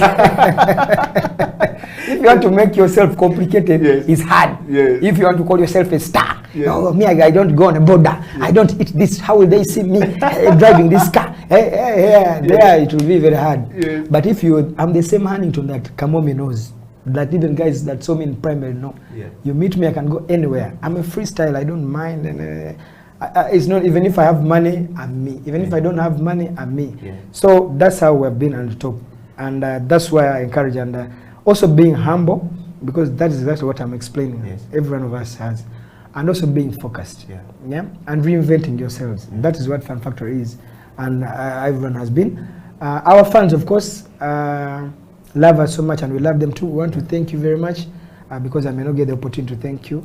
You have kept us at the top, because without fans you can't be at the top. Because you can't be, thank you. You can't be the CEO without the fans. Yes, you can't. So we want to thank them very much. And also now social media has really helped. Those of us who are using it well, like you're doing, we are sharing with people. You have a House of Talent TV. Where would you have got to? You would be paying people to run this stuff, which you have been complaining about. But now we have the platforms, and those we are going to be using very often. People like Kansime have really used them very well, and they're earning a comfortable living, a good living, and they're inspiring millions of Africans and people in the world. So that is what has kept us on the top, and of course God. Without anything, God has been there for us. So on that note, I would request that whoever is watching to go and like all my social media pages, Bujingo Hannington on Facebook, Bujingo Hannington on Twitter, Instagram, and also the Fan Factory pages, still Fan Factory Uganda, on all platforms, because that's where you can tap what we do, the information we do, and like you said, I'm going to start the Bujingo Talks, where I share with people about my journeys that people don't understand. People see you in a short, and they think, this is a Kagere. They see you in a dress, and then they think. So that's why I want to be sharing. Like we did, we really, I think, shared quite good stuff. Wow. Annington, your last parting shot, if you were to leave us today, what would be that last one word that when you live with a person in this, we're in a pandemic situation where some people are really hopelessly low. People are committing suicide. There are people who are dying of hunger. There are people who don't know what to do. Some people have given up in life. They've been fired from their jobs. But here we are. We are, grateful to God that we have a moment. What would be your last parting shot too, if you look into this camera, to that one person who is down right now? First of all, I want to send my condolences to everyone who has lost a loved one to this pandemic.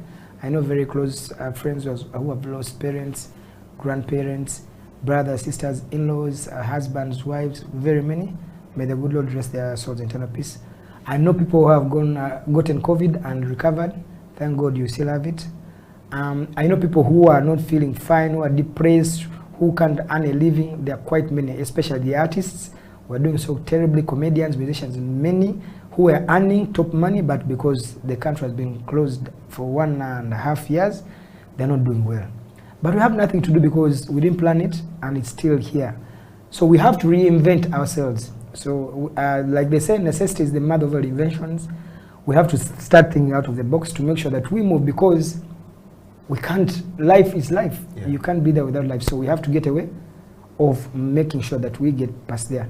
And principles I live on my life is, there's a deadly ad that that the late Steve Jobs did when they were starting Apple, of thinking different. Yes. And if you can go to YouTube, look for that Apple ad called Think Different. Listen to every word that was said in that advert.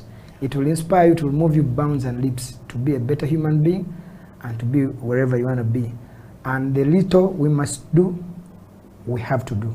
Those are my parting shots. Wish you all the best. See you soon and God bless and love you. Thanks for tuning. Thank you very much, Annington Budingo, for those very kind words to our viewers. And you know, just for the road, you are the president of the Uganda Comedian Association. Yes.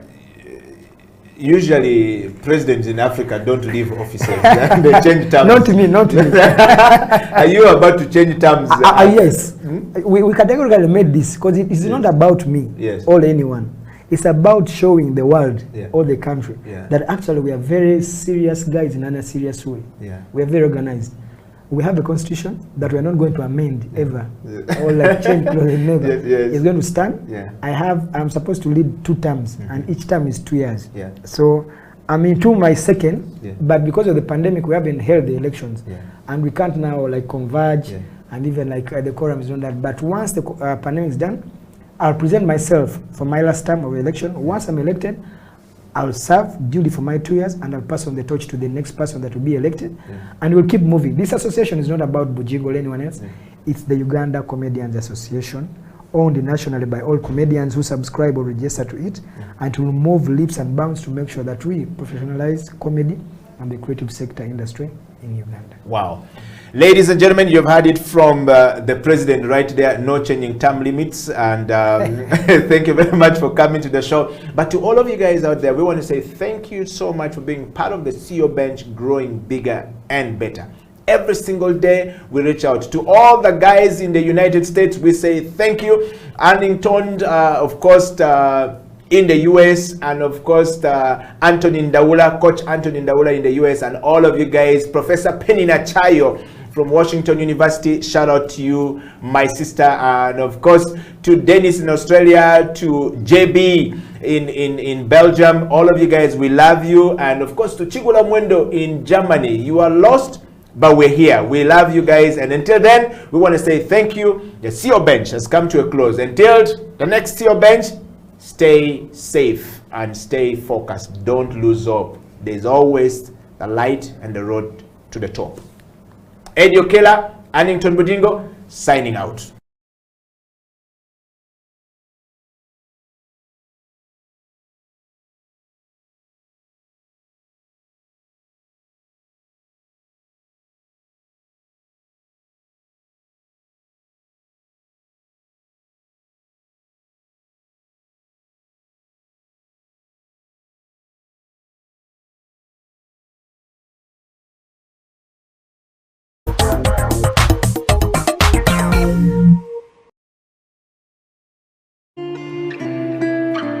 People at the moment are struggling to understand the older generation because times have changed. Technology has come in. They've moved on. Yes.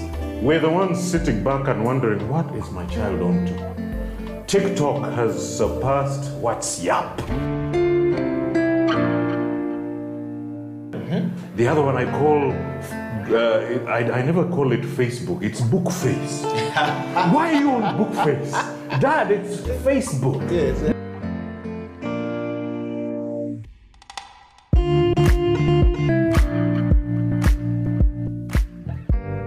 Me, I keep saying, I have a foot amongst the millennials. And I understand the traditionalists. Okay. There's a song in the 60s, by the way, and in the 90s, 70s, where they're like, parents don't understand. Yes. Remember Prince? Yes. Prince.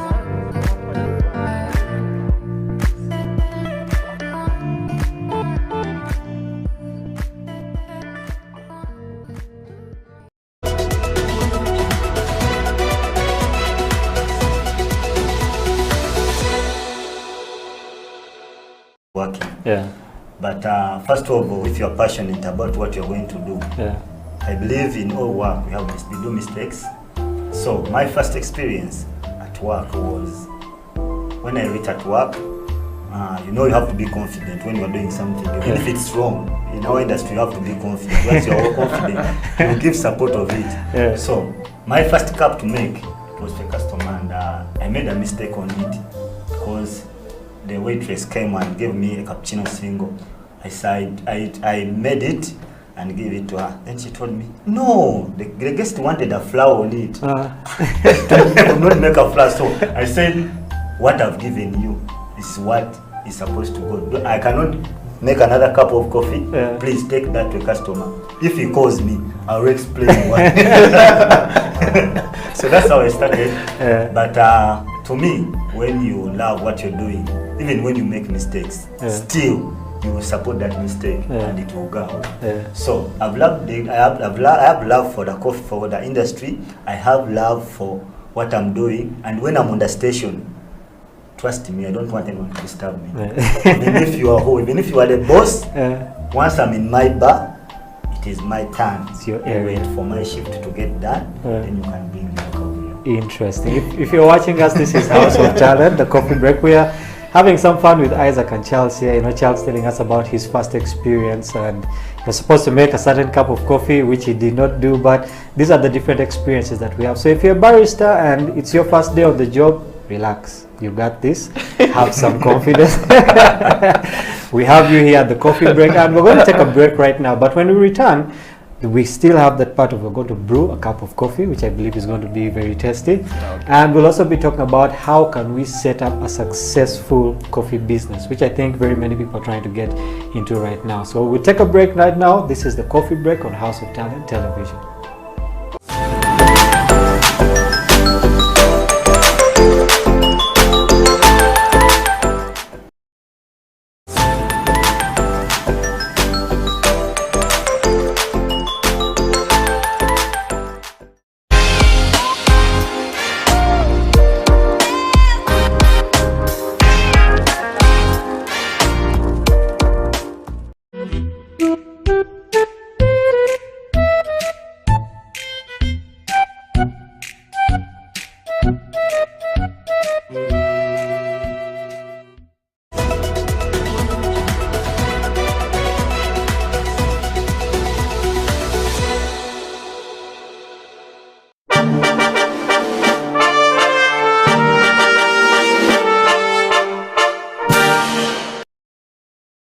It's a CEO bench, so usually people want to assume that all CEOs are over-learned and stuff like that. So I will change the script this time around. I consider myself a certified hustler. If I'm looking to know who you are you Ugandan? If yes, what are the values that define you as Ugandan? That's the easiest question, I think, to answer. I am a typical Lao man from Erute North, in a place called Ogur, and where I will be laid to rest is in a village called Agweng. So if you go there and you just say Otoa Tony, they won't really know me because my father is also Otoa Tony. You have to ask for Junior, and when you're asking, you have to ask with an accent. Junior Tikwene, where is Junior? And they will identify me. But I'm typically Ugandan, only Ugandan, from Lira. I pride myself from being from Lira. Earlier on, I was joking and saying I'm the coolest Lango south of Karuma. When you cross Karuma, there are so many. But when you're down the south after Karuma, I think I'm number one. Wow. Well, now that you know Tony Otoa is Ugandan, and of course, what are the values that define you as a Ugandan? I think it's the love for country, love for nation. You know, truth be told, the country is in a lot of, it's a crisis. Leadership crisis, economic crisis, social crisis. There's so many mismatching areas. But at the end of the day, it's home. You know, you cannot run and abandon your home because of the issues in your home. I think that then creates an opportunity for you to do something to change what's happening and what you see as a crisis. So in terms of what I see as a value, or what I take out of that for me, I think is just the love for country, the need to serve country the best way I can. And I mean, I can't say I can change everything, but the little I can do to create a difference, I think is more meaningful. Wow. Yeah. Mr. Tony Otoa, growing up, what did you want to be in life? And what was the journey like for Mr. Otoa? Yeah, you know, my father is crazy. My father would call us and he would show me the compass. The idea was supposed to be a pilot. You know, the planes would fly over our house and my father would be like, yeah, you're going to be a pilot. Yeah. But of course, as you grow, you realize that you have so many things that really define you. I was never a sportsman. So I enjoyed a lot of debate and, you know, a lot of indoor activities. And that is, I think, what really drove me into some of the things that I do up to today. Public speaking, the love for debates and really a lot of intellectual discourse and all this stuff. But besides that, I think it's also the fact that, I won't lie, I did not know what I wanted to be.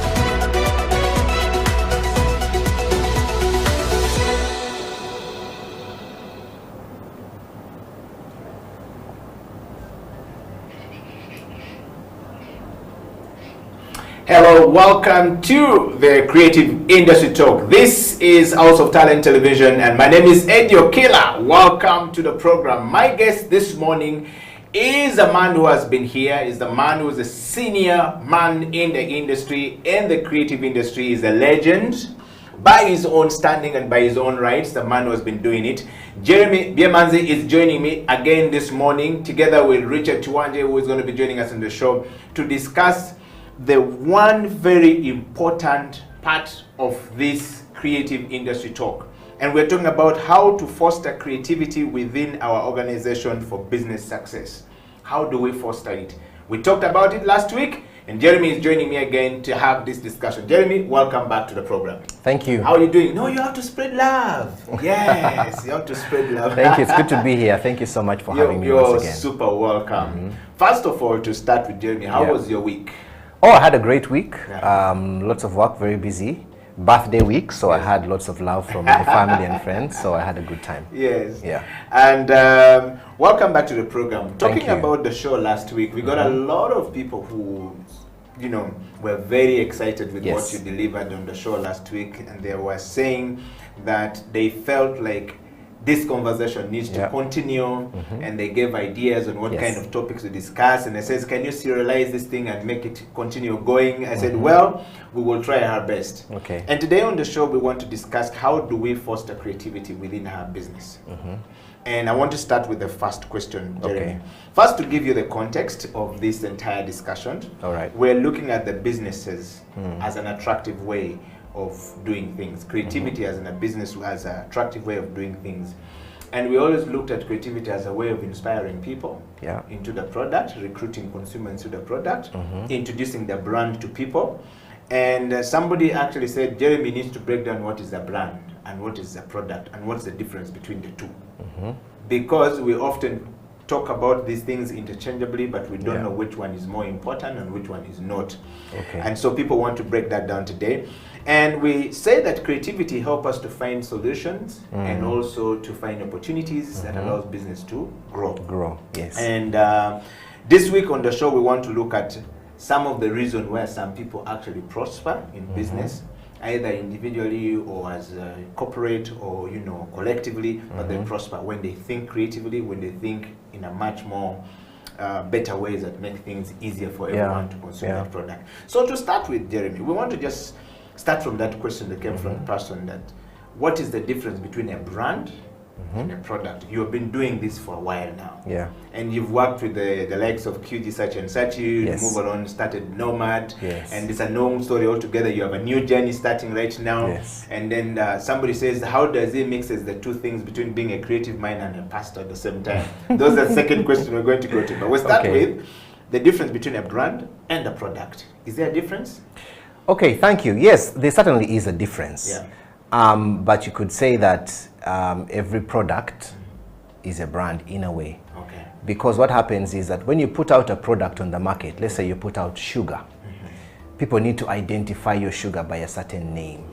So when I walk into the supermarket and I ask for sugar, they need to say, what sugar do you want? That's the first question they'll ask you. Or they'll bring you the first one that comes to mind.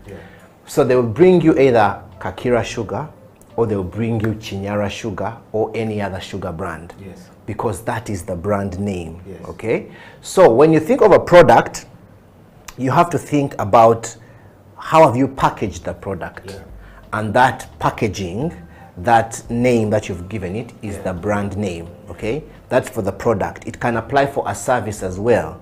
However, when you look at the word brand, last week I said that brand is a reputation. Okay, so really you can have a particular brand of sugar which has a certain reputation in the market.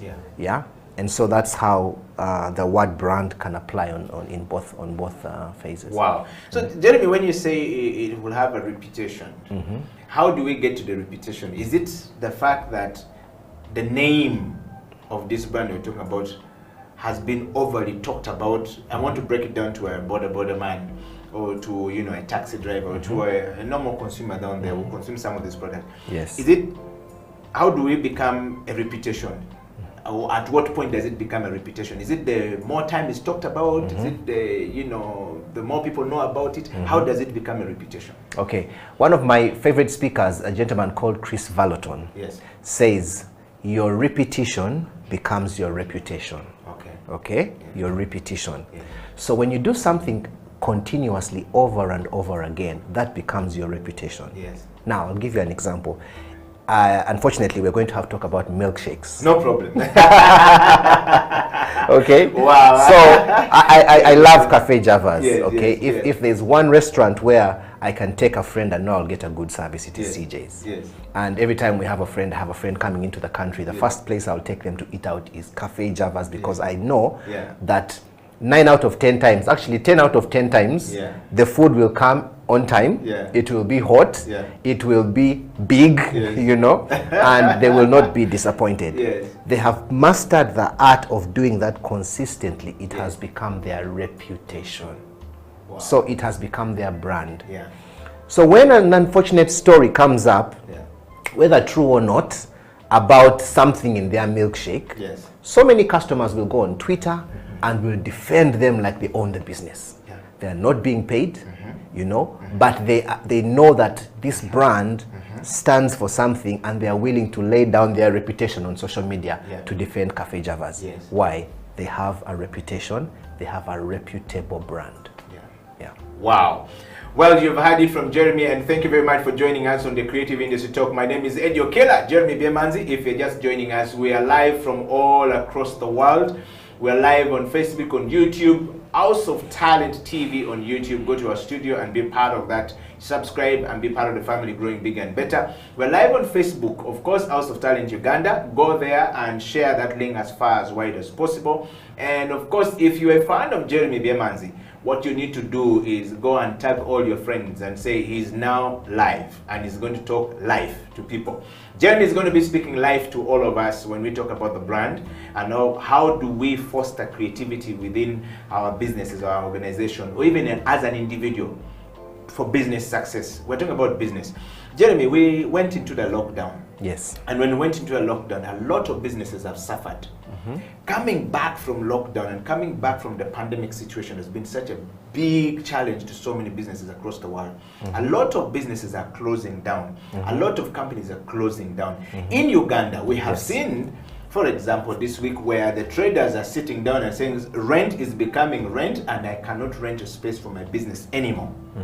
I'm not making money. And the landlords are saying, well, I need my money because this is a space, you have been occupying this space, and I need the money. So there's a gridlock. I was watching the story coming from Nigeria is the same. South Africa is the same. You go to the north part of Africa is the same. World over, this is the situation. How can businesses begin to think about the creative ways to foster creativity, using creativity to foster, what I would call success to come through in this pandemic situation? Okay.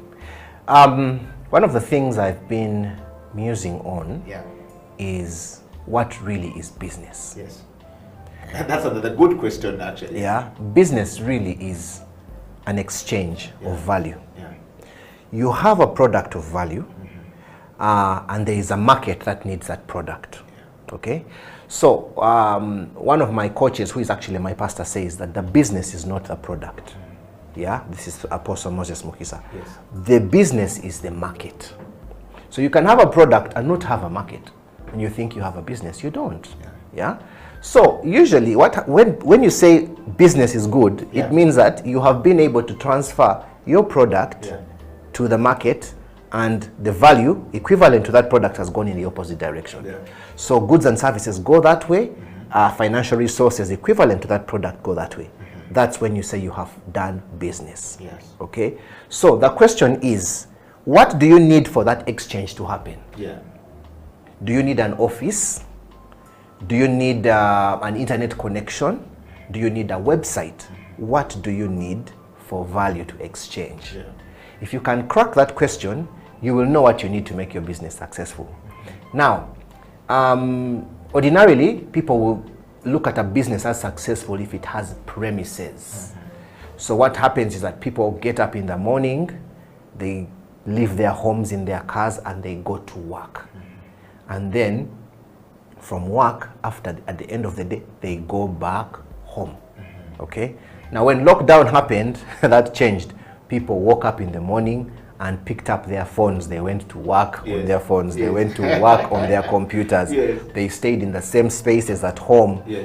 Even their children went to school within the same spaces. And that completely disorganized our understanding of work. Okay? Because that meant that you can no longer call your wife and say, I'm still at work. She's probably sitting next to you. You know. So then it called for a change of mindset. Because when you go to work, you're going to deliver your service. Patrick Pitatoué likes to say that every person is an entrepreneur. Every person is a business. You are providing your value to your boss in your company for a salary which he gives you monthly or weekly depending on your arrangement. So you're an individual business. Okay? Because you're providing service. Yes, because you're providing a service. It doesn't matter whether you have an employer's ID, employee's ID. So now the thinking is that you have to say, how do I get my service or my product to my customer who is my boss? You know, do I have to go and sit for 8 hours in his office and work there? Those are the questions you have to ask yourself. When you crack that question, you will know how to do this. So definitely the pandemic has disorganized very many people's thinking, business in general. And we have to be creative enough to adapt. Wow. Well, you are on the Creative Industry Talk. My name is Eddie Okello once again, and Jeremy Biemanzi. I think that I like what you're saying, Jeremy. And we want to hear from the people out there. What is your thought about the definition of business that Jeremy has just given? Do you understand when we talk about business? Sometimes the general term of business, we forget that you yourself were a business. Now it brings me to a point of product, Jeremy. You have defined business in a very simple term. Yes. Let's talk about the product.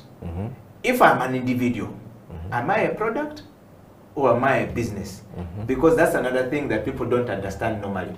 You have worked in the creative industry for a very long time. You have been helping brands and products go out there or put their products there. Certainly you have a very good understanding of what business is when we talked about business, and you explained it. But what about product? If an individual like Okello, is Okello a product or Okello a business? How do I even know to separate the two, and how do I sell my services? Like you said, Patrick Pitatoué said that every time you go to work in the morning, whether you have an ID, whether you're a sweeper, or you clean the toilets, or you clean the washroom, whatever it is you call the kitchen, there is a certain money being given to you in exchange for your services there. Yes. And when you do that, that's business already. You yourself, you're already doing business. But you often think that business is about trading, getting one product, eggs to the market, I sell, I come back, that is it. Is an individual a business or a product?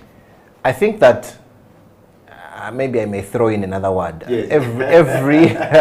Every person is building a brand, whether you know it or not. And because you are building a reputation, you have a reputation in the industry. Now, if I have a reputation of being efficient at work, efficiency is one of my brand values. It's a reputation I've built over time, because they know if I give Jeremy this work, he's efficient, he will get it out. Okay? So that becomes my brand.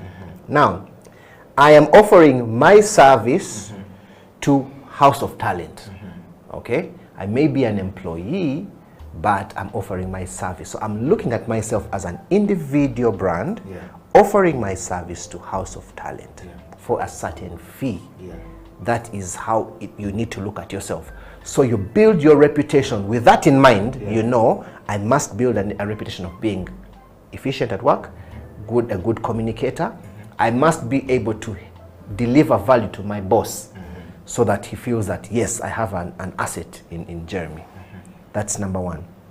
Number two, what is the product or the service I'm delivering to my boss?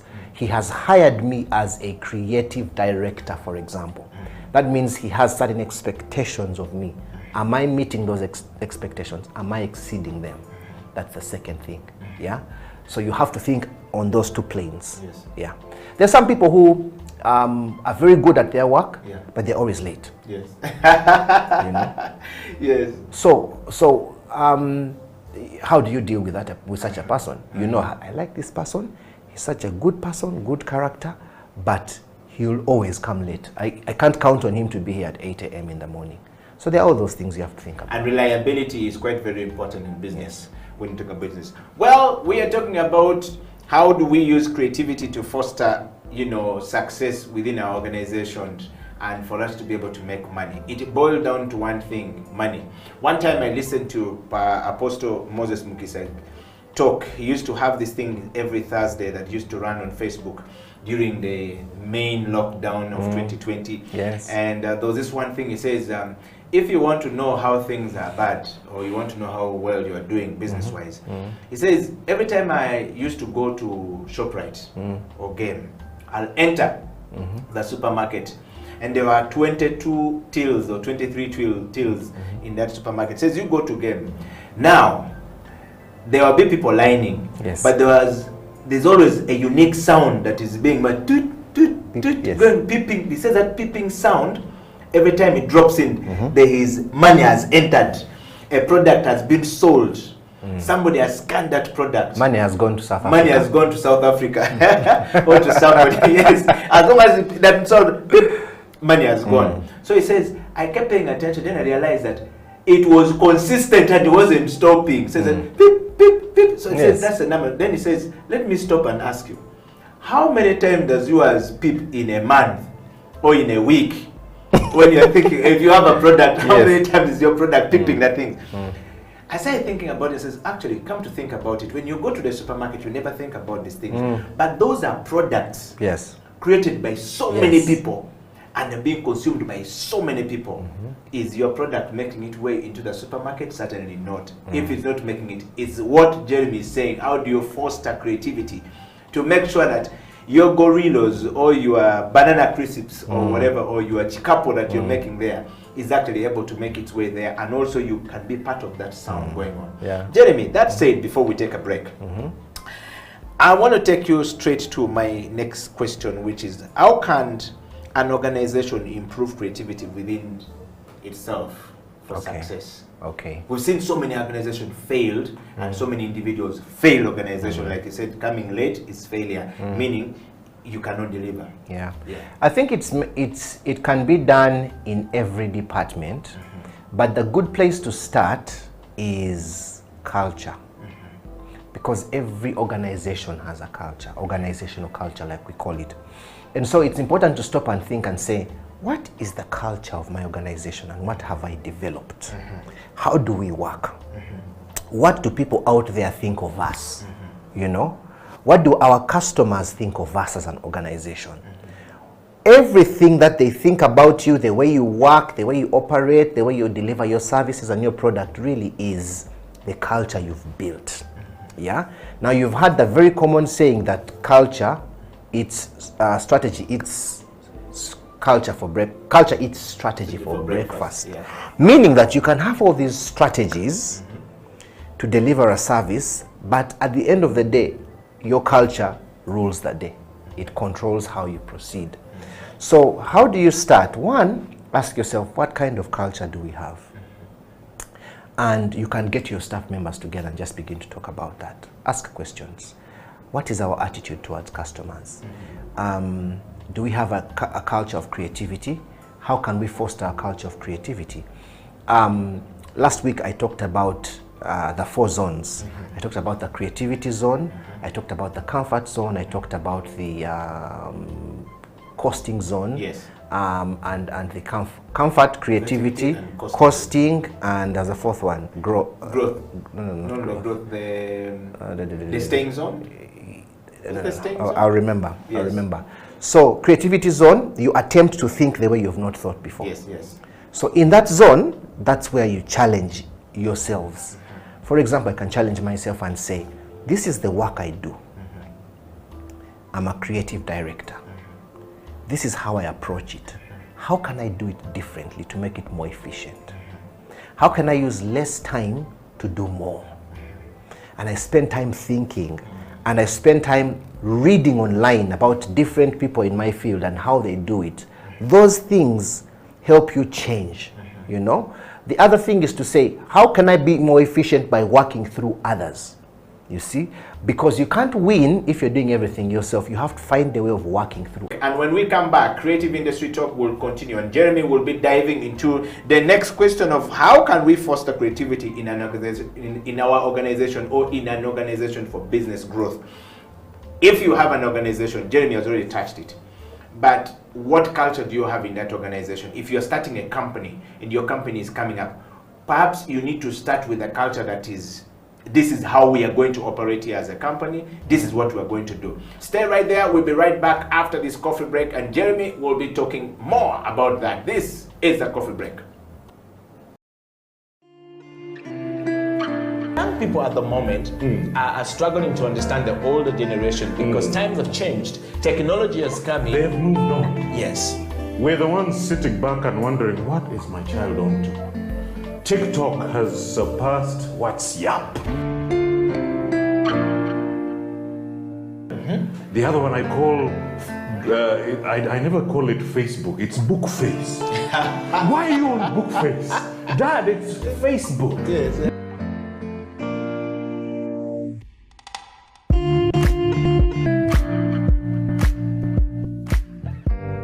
Me, I keep saying, I have a foot amongst the millennials. Yeah. And I understand the traditionalists. Okay. There's a song in the 60s, by the way, and in the 90s, 70s, where they're like, parents don't understand. Yes. Remember Prince? Yes. Prince.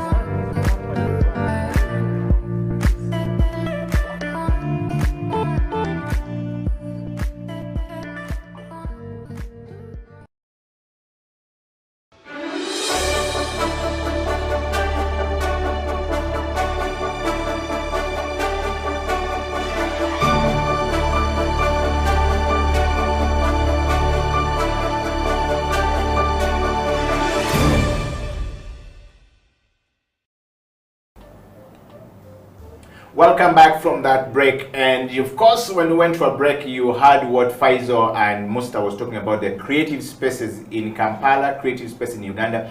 It's the first time we're actually having creative spaces. Jeremy, welcome back to the program. Thank you. We're talking about creative spaces. A few years ago, people could not get into restaurants to sit and do work unless you dress in a certain way, but creative people like to dress in a certain way and express themselves in a certain way. They have to be in a, what Musta call a zone, and in most cases when they're in that zone, they look like they are not people who can be accepted in certain areas. Yeah. And so there are now creative spaces in Uganda. Yeah. Talking of that as a business, what do you think about the new creative spaces where the hub has come up with a place where people can go and sit and create and think creatively and come up with a product? Faizo is saying, I bought a whole island of 100 acres. I'm going to put, you can leave Kampala and you go and sit there and brainstorm and speak with the wilds and whatever it is and come up with a product. What do you think of that as a creative person? I absolutely love it. Why do you think we should have that? I think it's great because it fosters a culture of creativity. And if you create a space which enables people to think and thrive, that's a bonus. Before I started working officially, I used to do a lot of freelance work. And as a young freelancer, my laptop was on my back. And I didn't have an internet connection. I didn't have an office desk. It was difficult for me to work at home. So what I did is I would go and sit in a restaurant, buy some tea or breakfast, and ask for a Wi-Fi password. And then I would sit there and have my breakfast slowly, you know, as I did my work and I sent work to clients and everything, you know. But before long, lunchtime, it would be lunchtime, you know. And they would be forced to eat also. They would bring you lunch menu.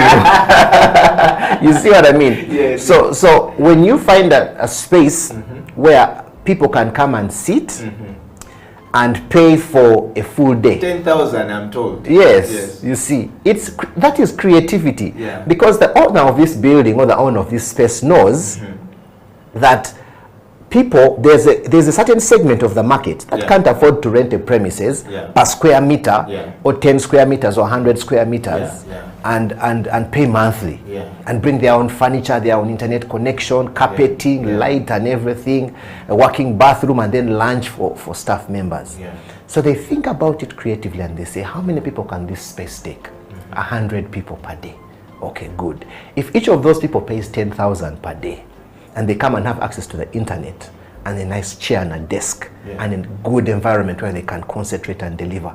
That is brilliant. That is creativity in the workplace. Wow. Jeremy, we went for a break. We were asking you a question about how can you, the person, or can me, the person, or can we, the people, you know, foster creativity within an organization for business success. Most times organizations are known for killing people's creativity. And sometimes they're saying you're not being more productive, but your productivity is severely limited by the fact that the person who is, or the culture of the organization does not have room for people to be creative. How can we start to be creative to allow success to come, so that if I work in that organization, I'm able to ask for salary which is commensurate to my service being given to the organization, as opposed to me demanding for more salary? I'm sure you've been employing people, and there are people who are demanding for more money, yet their value, what they are giving to the company, is not commensurate to what they are asking. Yes. Yes. I think it's a case of, as an individual, you should be in a space which allows you to be creative. If you have chosen to be in a specific workplace and that is not accepted, that flexibility is not accepted, then unfortunately you have to subject yourself to the rules that govern that organization. You can't bring your own way of working in a particular organization. What you can do, however, is you can show your employer that with this kind of flexibility, you're able to deliver more value to the organization and save them more time. For example, there's been a lot of conversation about working from home. It has its advantages and its disadvantages. And as a result of working from home, so many people have come up with all sorts of apps that they can use to connect with workmates who are working virtually. And that's how Zoom and all these other softwares have come up. But what that does is that when somebody is working from home, if they can be productive, it saves the organization a lot. It saves you lunch. You don't have to buy lunch for the employees. They're at home.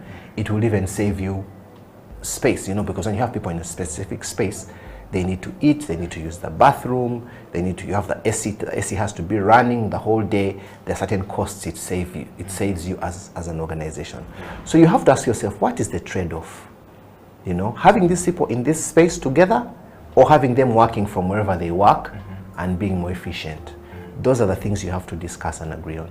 Well, Jeremy, that's a good one. But the point here, there's a certain also situation we're dealing with where a person is working from home and their productivity is not coming very low. They're not being very productive. You're waiting for this work and there are tasks given to them to be delivered, and it's not coming on time. And on the other side of the fence is the client who is saying, I need this at this time. I don't have it in this time. Your contract will be cancelled, or we shall defer your contract, or we shall deduct from your contract. How do you deal with that? And there's that. Many organizations haven't yet, sort of like figure that out and how to deal with it.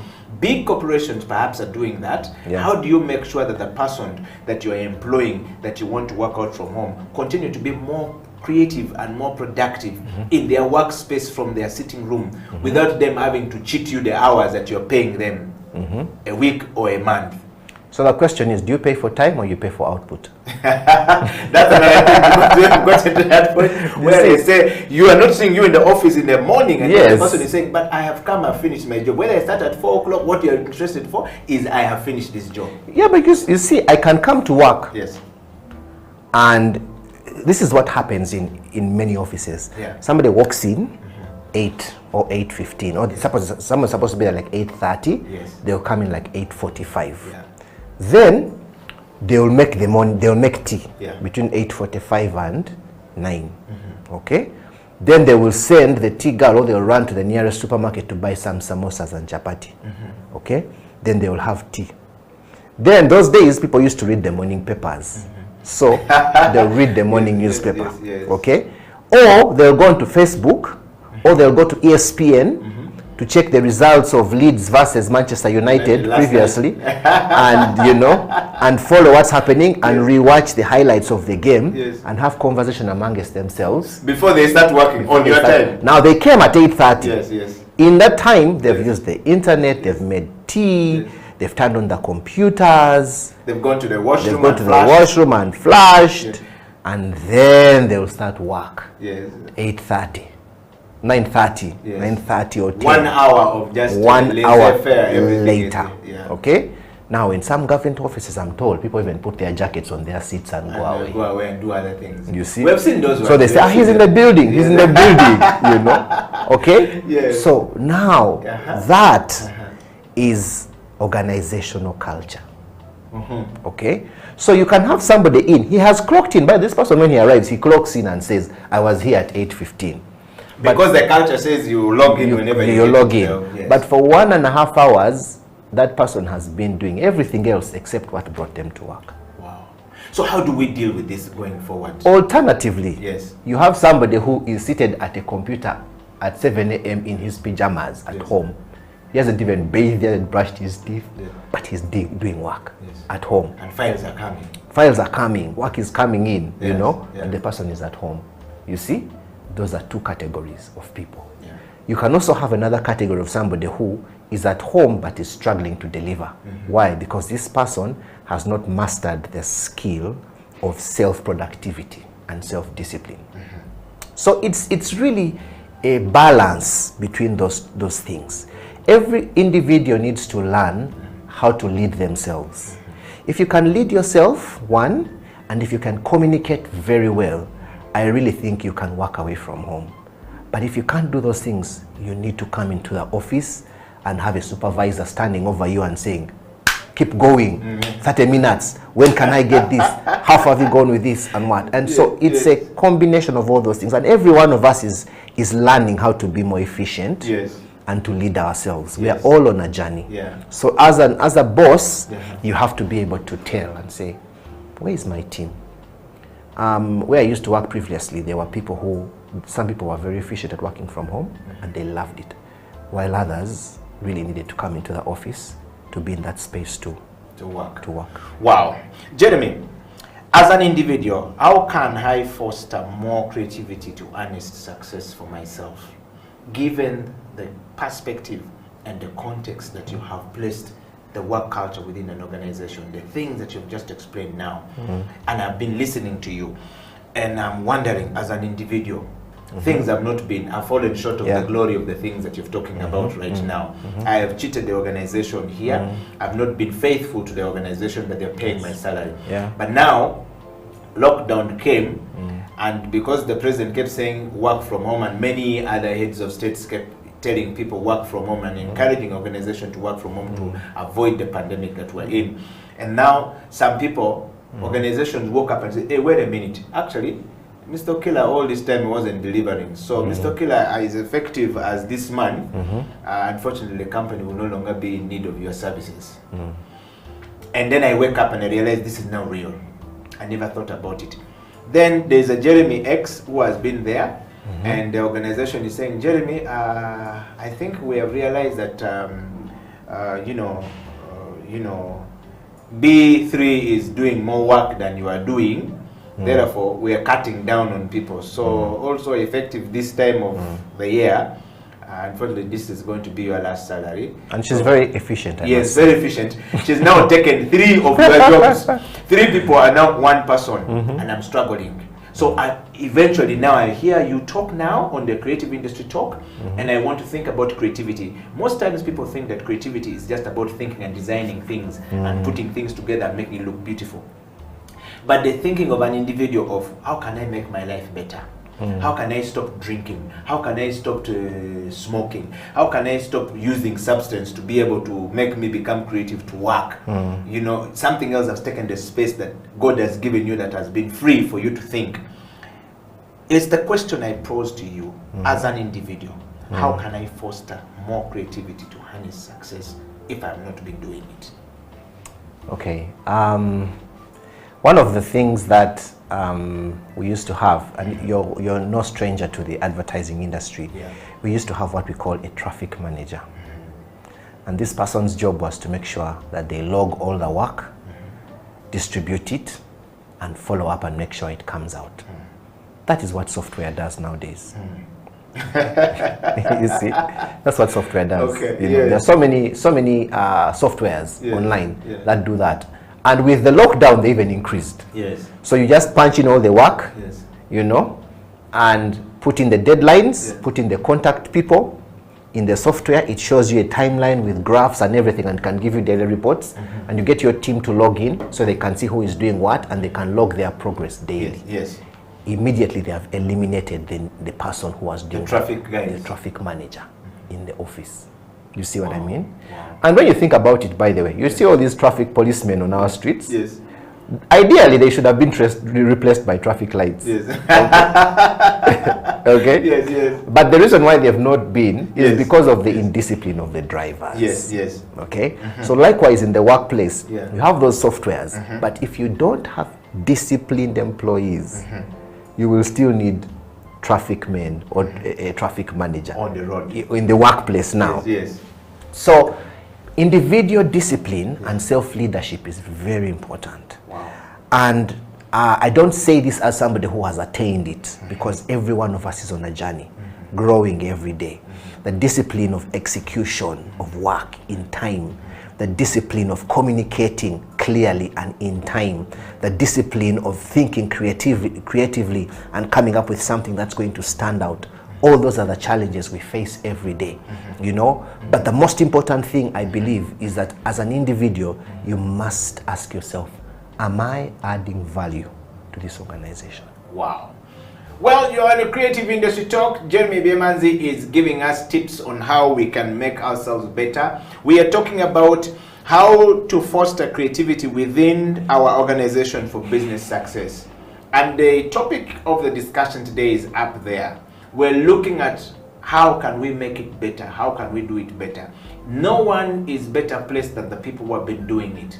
Jeremy has been in the advertising world for a long time. He left campus and that is what he studied and is what he's been doing. You know, he's the pastor, but this has always been where his bread comes from. Pastoring is about helping the flock to find themselves and to continue moving. It is not where the money comes from. The money comes from creativity, which means Jeremy still has to be more productive and be able to do this. What about you sitting home? What is your understanding of these things? How are you pulling yourself out of it? We're talking about a situation where a pandemic has brought in and people have lost their jobs, and perhaps you're one of those people who are sitting at home wondering what to do with yourself. There are many challenges. Every day we have challenges and somebody is working with a lot of things. If you're not creative in the way that you handle that challenge, it becomes very difficult. Creative Industry Talk is going to go for a break, and when we come back, Jeremy will dive into the 3 questions given his experience as an advertiser, as an hardman, as a person who's been developing brands and managing reputation to big corporations. What lessons can we pick from him? What advice can we pick from him? And secondly, and finally, Jeremy will be talking about how to promote creativity within our businesses, within self, within our families, within our churches, within our, streets. He's talked about how traffic men that sometimes override, traffic lights because the traffic man either wants to be a little bit more relevant. Because I've seen that situation. We'll be right back after this break, and Jeremy will dive into it. And that will bring us to the end of the show. Stay right there. I'll be right back after the break.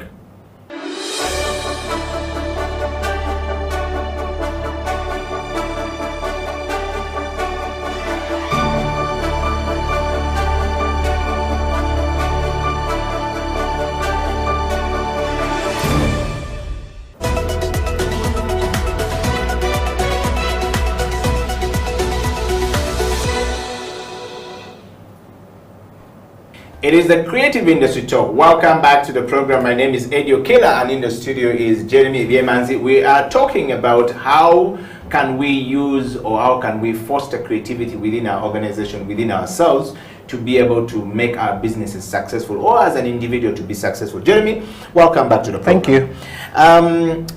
Jeremy, given your experience over the years, you have been working for some time now. Yes. And you have helped brands for some time. You've interacted with some of the most beautiful brands we have in Africa and across the world, and you've been giving service to them. Even from here in Kampala, the comfort of your home.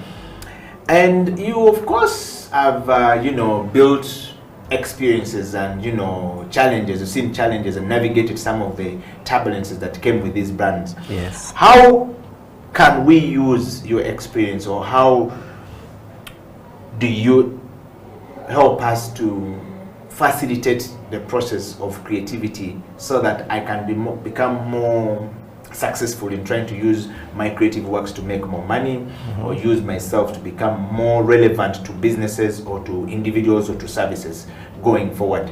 Is basically the question I'm bringing to you. Over the years, you've had that, but how do you facilitate, or how do we facilitate creativity? Okay, is that for an individual? Start from individual, go to families, go to societies, because this is going on, and take us through to the nation and to the corporation, to the nation. Okay. Yeah. So quite simply, and I really like to put things very simply. Yeah.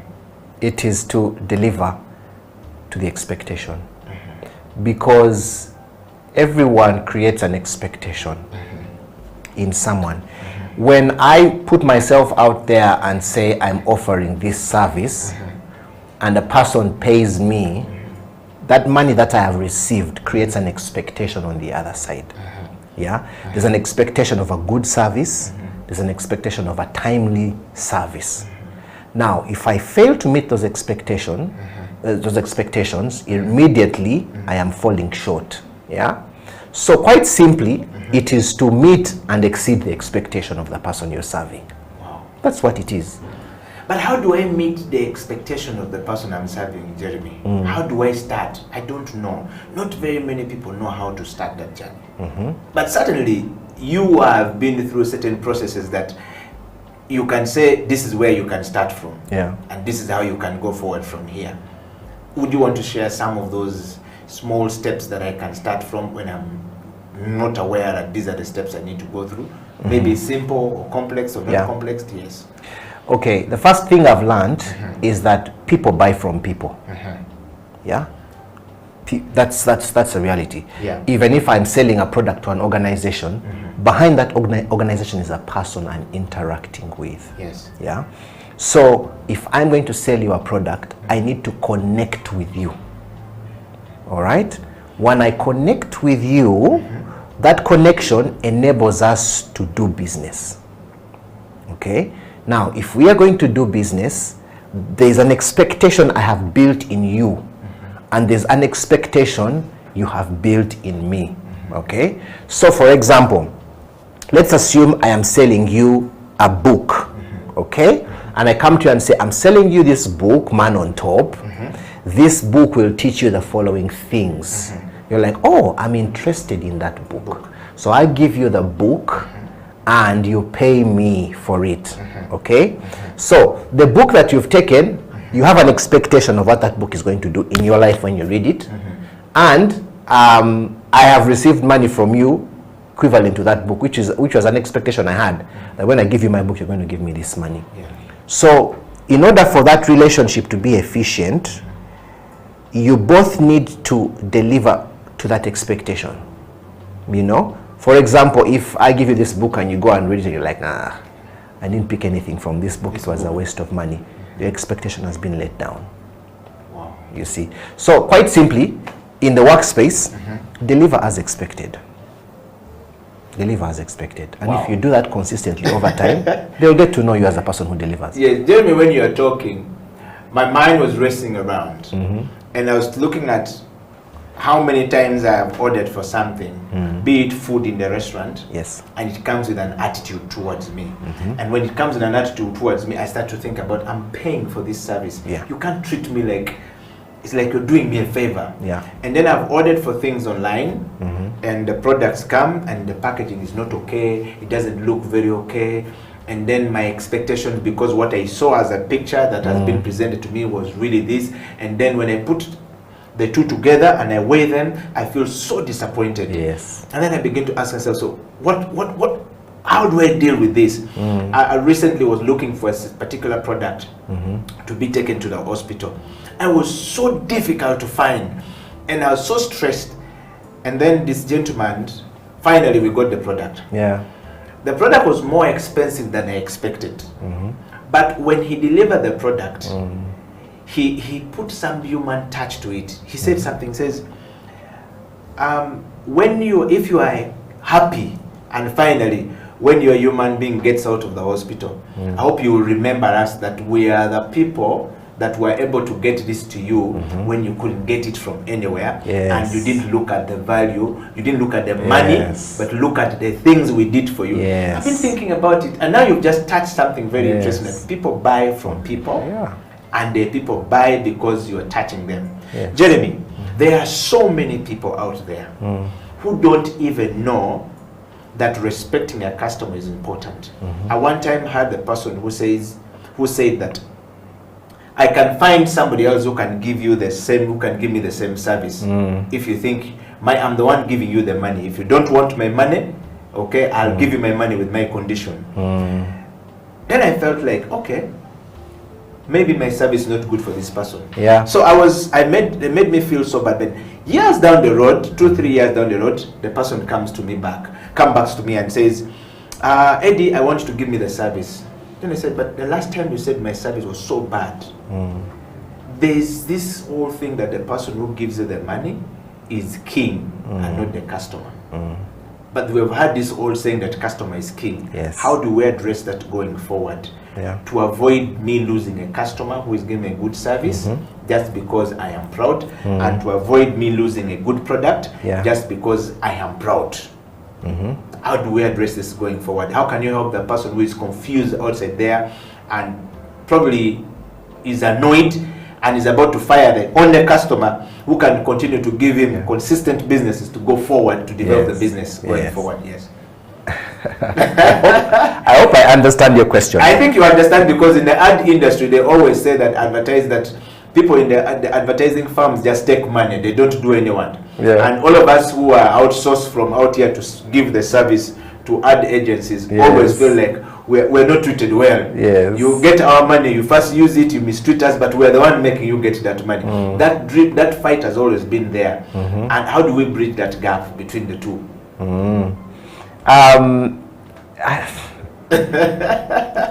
You see, first of all, there's needs for education. There is a need for education. And with the advertising industry, we have a big challenge, because people always feel like they can get it cheaper elsewhere, you know? And with apps like Fiverr, and there's another one called, I forget the name, People something. People are able to go online and find a service online, pay for it, and the person will deliver in 3 days. And sometimes a local person is not able to deliver within that timeline. And so you find that you're competing against people online who do what you do, and sometimes even do it cheaper. The only problem though is that you're not sure what you will get. Because if somebody is not accessible to you, you know, it can be a problem. Somebody can disappear. Somebody can respond to you after several days and you miss a deadline after you have paid them. And all those are challenges you face with dealing with an unknown face behind the computer. So for the people who are local, the interaction builds a relationship. Like I said earlier, people buy from people. So if you're able to foster a relationship with the person, it helps you. One of the things we say is that you and your customer are in a relationship, you're partners. Don't treat them like they're just giving you a service and you walk away. Build a relationship and let it grow over time. Wow. Jeremy, it's a very interesting conversation we're having. I want to say this, that there's this new thing that has come up. So many young people are becoming more creative. We're channeling so many people out of universities, all across, and colleges, and they're all coming to the market space. But there is no employment in the market space, and no one is creating employment for themselves. And some of the things we're talking about here simply needs a person to be more creative, to say, if the apps are competing with me, how can I defeat the application that is made that allows the person in the US to interact with my customer here much easily and take business away from me? And then how can I, me who is here, locally here, I can call Jeremy, I can go to Jeremy's sitting room, or and say, let's have coffee. But how do I become this? And then you realize that many of these children, or many of these young people, many of the people who are being channeled right now, can't create, can't think creatively. Creative thinking severely limited. I want you to share with us, how can these people who are now, content creation has become content creation. In fact, everybody's talking about, I mean, content creation. But then you say, okay, what content are you creating? And for what solution, for what problem are you creating the content? Then they say, I was just in the, Creative Hub the other day, and I saw how people are walking around, and I thought maybe if I come up with a bicycle tires, I can make them, do this. Then it says, but the bicycle tires will need the second wheel to ride, and that person will need energy to ride the bike. Without the energy and the cardiorespiratory capacity being strong enough, they can't ride the bike. Then they start saying, I don't think you understand my thinking. How do we help these young people to become more creators, given your experience over the years, as opposed to depending on what is already there that is not enough for all of us to feed from? So that's funny. You see, the industry is changing, and one of the ways that it's changing is, maybe I can start with a story. Yesterday I had a class with my friend John Babirukamu on digital marketing. Oh, it finally happened! Yes, it happened yesterday. And we had so many people on the call, and we were teaching. John was doing most of the teaching. For me, I was there to gather the people, and because of the relationships I have. And so he was teaching about digital marketing. And most of the people who came to the class realized they didn't know what they were talking about. Because people have been using the term digital marketing, I mean social media marketing, and what I'm an influencer and everything. And so John comes on and blows us out of the water and shows us that you guys are kidding, you don't know what you're talking about. One of the things that was discussed is the need for every business to have online presence in form of a website. And one of the things he said is that there are so many platforms online where you can go and build a website online. Most of these websites advertise their service as the ability to build a website without knowing how to code. So you have Wix.com, you have withoutcode.com, all these websites come up. So the deception is for a business owner to think that he can go online and build his website on this portal because he has been told that it's easier and cheaper. And then he goes there and he realizes, my God, he doesn't have the time. He doesn't know what dimensions. He doesn't know the DPI of an image online, how to get a clear picture. He's absolutely overwhelmed by that process. Then he goes back to a web designer and says, can you help me do this thing? And that guy will come on that very platform and do it for him. What does that say? There are competencies that people have developed over time. You can't cut them out. Even with machine learning, you will still need a person, because people run machines. You see? So you need to know that in order to win, you need to depend on people. You can't do everything yourself. Wow. Jeremy, finally, how do we promote creative thinking among ourselves? Business owners, consumers. Because as a consumer, I need to be thinking creatively before I can buy this product. Do I need this product really now? COVID-19 has hit me. My salary is not as good as it used to be. I'm not earning this. A lot of times we are buying products that we don't need to impress people who actually don't care.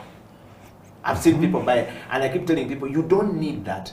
I take time to buy a suit, and when I buy a suit, it's quite expensive. And when I wear it, I want to make sure that I go and work out in the gym, and when I wear this suit, it's always looking new to many people. But it's because I'm being creative. I'm being creative to maintain my suit so I keep looking new. I don't wear it every day. Now, many people don't know this. How can we promote creative thinking, Jeremy? Our education system, teachers, it has always taught us one thing. You know, I give you this knowledge the way it is, like John was saying. I give you the way it is. Give it back to me the way it is. If you change it and put your own thinking in it, I'll mark you wrong. All through our education, from primary school, from nursery school to secondary school to universities, we are just giving. Then when I come out of university, I'm now putting I'm a lawyer, putting everything. Then it says, we are looking for people who can think outside the box. And then all of a sudden, the light bulbs off my head. I go into a room for an interview. I don't know what creative thinking is. I've never promoted creative thinking in my business. So in other words, I don't know how do we promote creative thinking going forward, given all the background and all the challenges, opportunities that we've discussed on the show today. Okay. Let me share some experiences. Create a culture of continuous learning or a culture of continuous improvement in your workspace. I am a member of Worship Harvest, and we have what we call a culture of leadership, but also a culture of continuous improvement. That means that everybody in the workspace must look at themselves as a leader, and they must learn what it means to be a leader. Leaders find solutions, they don't present problems.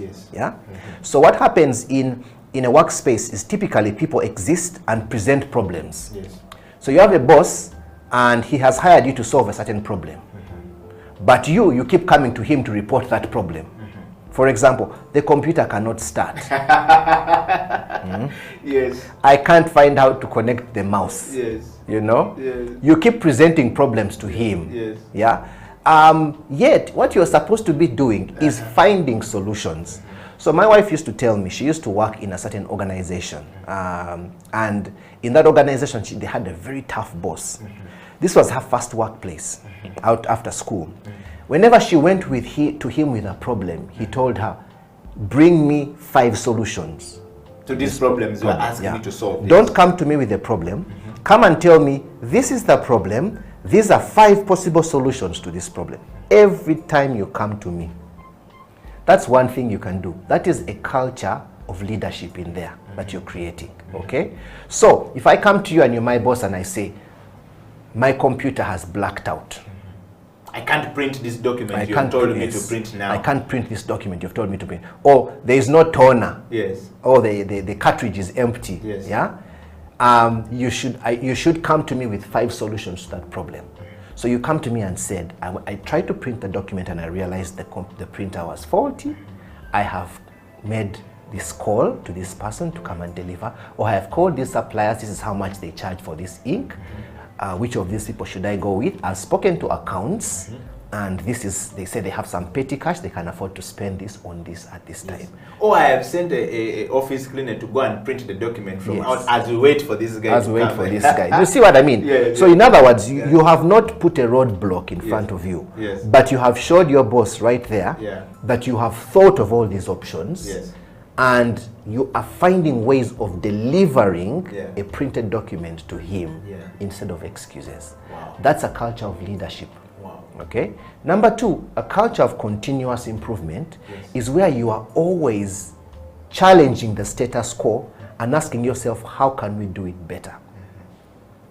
I started leading the church media team in March this year, and I have experienced creatives, videographers, people to run vMix, animators, graphic designers, pro presenter, and all these people, you know. And we used to broadcast online, and we still do. We broadcast on YouTube, we broadcast on Vimeo, we broadcast on, you know, there was Facebook and the like. And before the whole situation happened. But now we are on Twitter Spaces also. Now we are on Instagram. You see, we keep pushing the limits and say, how can we get this content on as many channels as possible? We got to join Twitter Spaces after our pastor was invited by Robert Kabushenga to Twitter Spaces.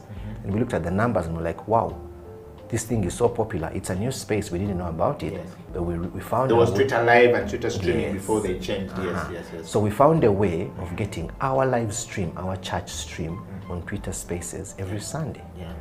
Did I do it myself? No. But I have a competent person on the team who led himself and said, you know what, I can crack this thing. My role is to lead the team, to encourage them, to charge them, and make sure that they get the work done and everybody wins. Yeah. So a culture of continuous improvement, saying, what can we do better? You know, the other time we had this problem, how can we avoid it this time? That's how you change your organization. So number one, a culture of leadership. Number two, a culture of continuous improvement. Number three, a culture of continuous learning. Wow.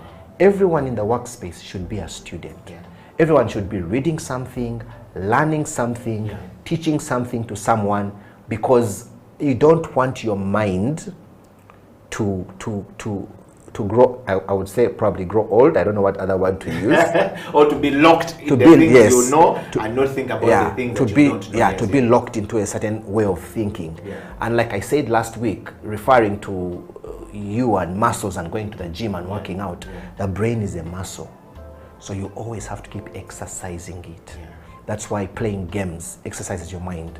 You know, I was having a conversation recently with some leaders, and one of our leaders, our pastor, was saying playing Matatu helped him think strategically and think quickly. Yes. Playing chess. Yes. If you introduce your children to chess, it helps them think strategically and think faster and make decisions quicker. Yeah. So sometimes if you've not exposed yourself to that kind of thinking, you find yourself thinking slower, taking a long time to make decisions, and it just works against you. Wow, you've talked about playing matatus and playing cards.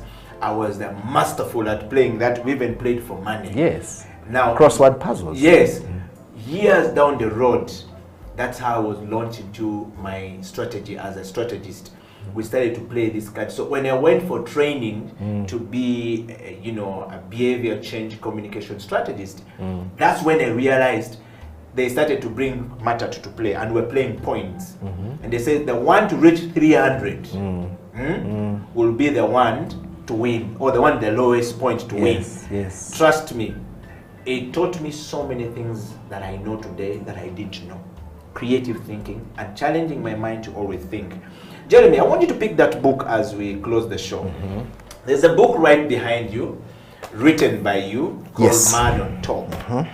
That is the work of a creative person. If you put that book, actually, you can see it from Jeremy's holding it. This is the writer of the book, Jeremy himself, and this book has been around for some time. Now, I want to ask you about this book, the design of this book. Yeah. Let's start from the first of the book. Yeah.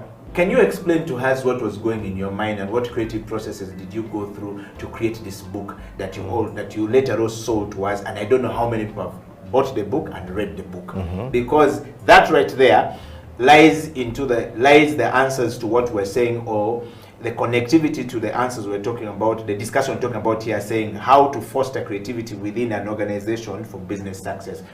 This was your business. Yes. You foster creativity to create these things. And you brought these things out. Can you please take us through that as we close the show? Okay, thank you.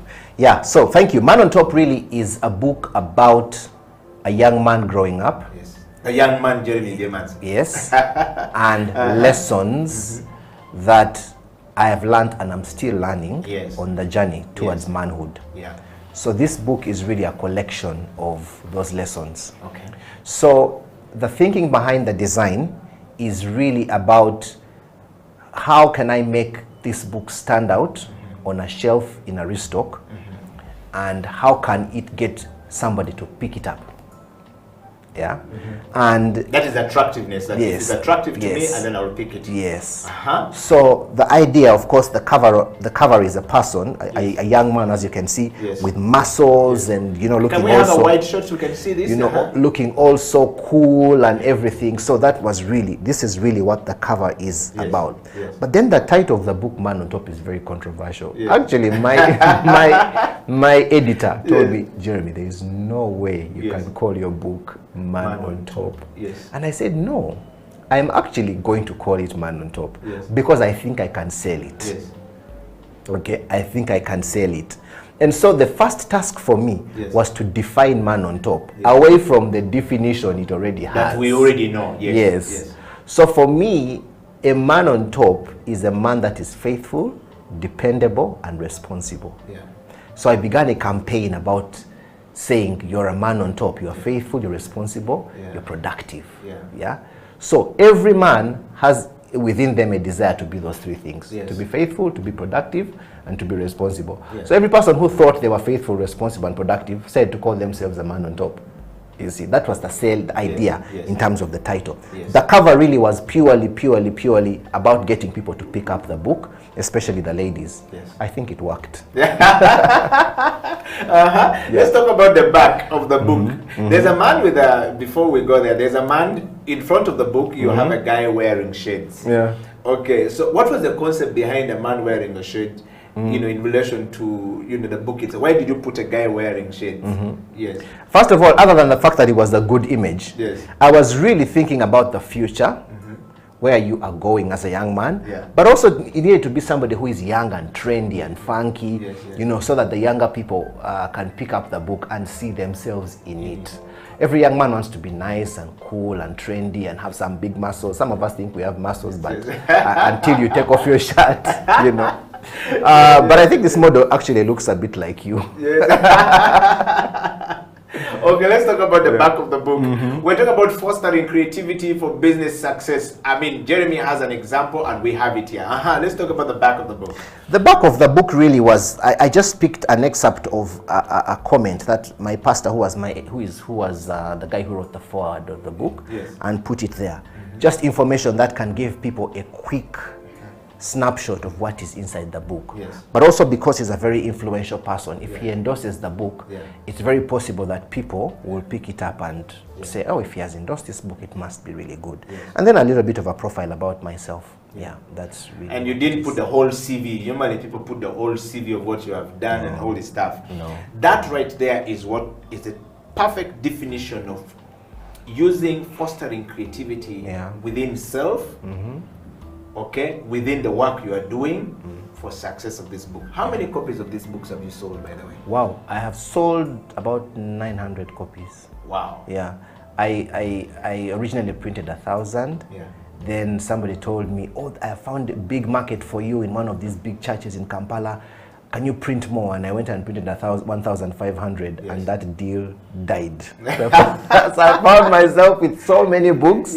So one day I just made a decision to sell 3 books every day on Facebook. Wow. So I'd go to Facebook, look at my friends who are online, and just start to chat with them and say, hey, how are you? What? Have you read my book, Man on Top? No, I haven't. Hey, can I get a copy? Yes. Then I gave the stash of the books to a border man friend of mine in Kampala. So every time somebody would order a book, I'll just send him the name, the location, and the number. And the border guy would deliver. The border guy would deliver, and he would send me the money, and then I would pay him. Wow. That's how I was able to. But I still have about 600 books still in my stash at home. Wow. So there you have it right there, talking to Jeremy Bemanzi. If you haven't read Jeremy's book, please make it a point to find a copy of this book and read it. We just wanted to use this book as the measure of, you know, of an example of what we're talking about here, that when we're talking about fostering creativity for business change or for business success, you have got to go through what Jeremy has gone through to have a book. That's an example of a personal product that you put out there for people to actually go about it. 900 copies sold, 600 copies remaining. Let's see how many of you can pick this book from Jeremy. In fact, I want to buy for 2 people. Unfortunately, we are not able to read your comments today. We're not able to see your comments today because our back-end system is not bringing your messages to us, but we definitely promise that we're going to read some of these comments and respond to you, you know, next week on the show. But I want to give 2 guys. Let's see, what is the most interesting thing that Jeremy has said on this show that you actually deserve to have a book from him?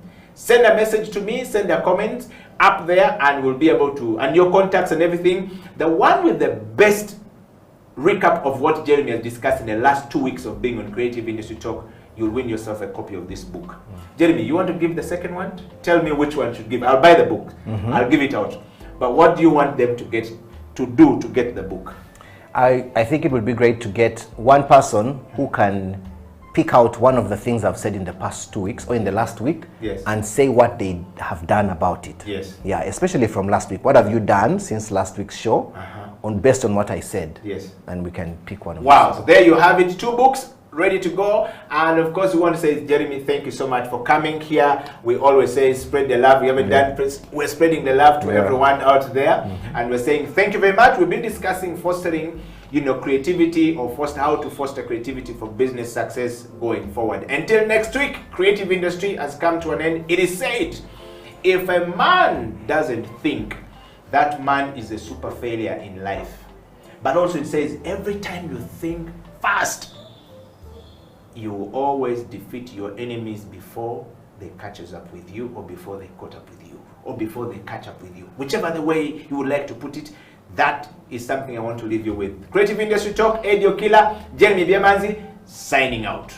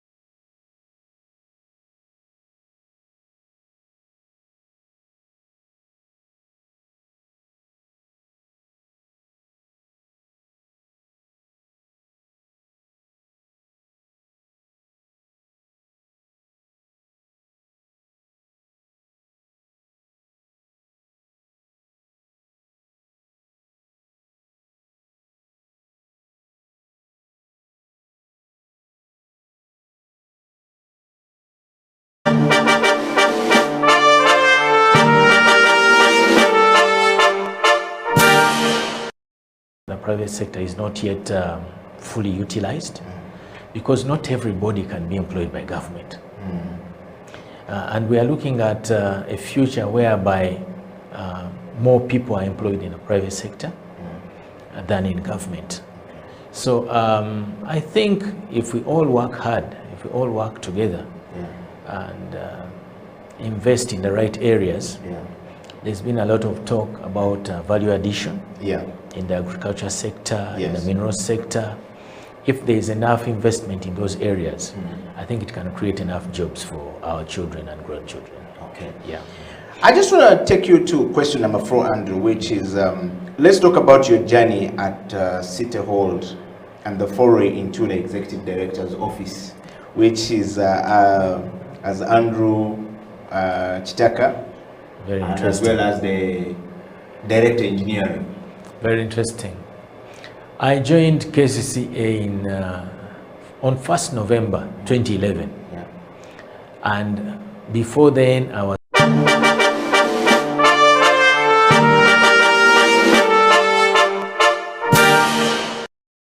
for so much. CEO of, you know, whatever. They give so much. This is the reason why you are actually on the bench. Because of my credibility. Thank you so much. But now they attack you, they vilify you. And the goal is to weaken you financially. Is to weaken your honor. These are slanderers. So I'm glad that someone would stay up at night to ask and learn about me.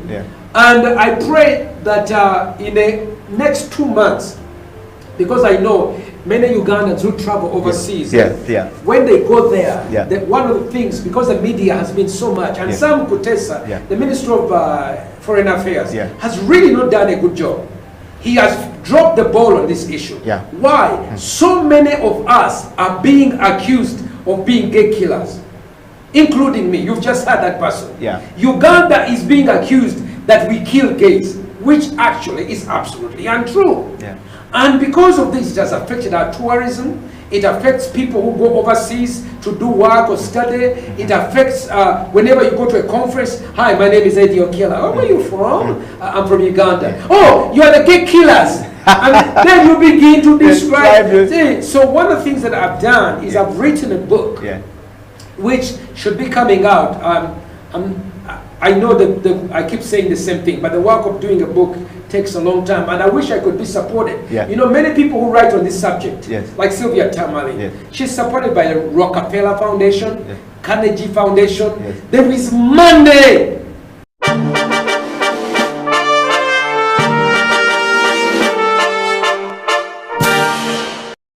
Is a very big brand, and as we go on, we will probably discuss the things we're trying to do to see that things change for the better. Good. Sean, on the CEO bench, for everyone who is following, we're live on our YouTube studio where we actually streaming from. So YouTube studio, for everybody asking for a link, is actually House of Talent Uganda.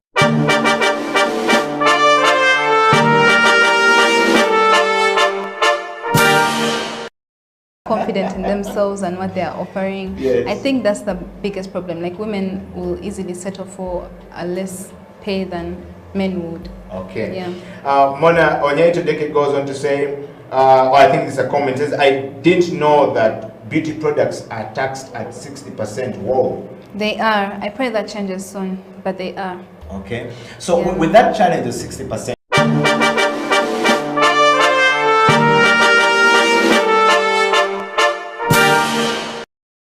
setting up the company, you're doing tours all across the world. You know, a personal account is great, but how these things are taxed becomes important for you know, for your business later on. As soon as you cross that threshold of 50 million a year, you know, you're now in the interest become more share. Yes.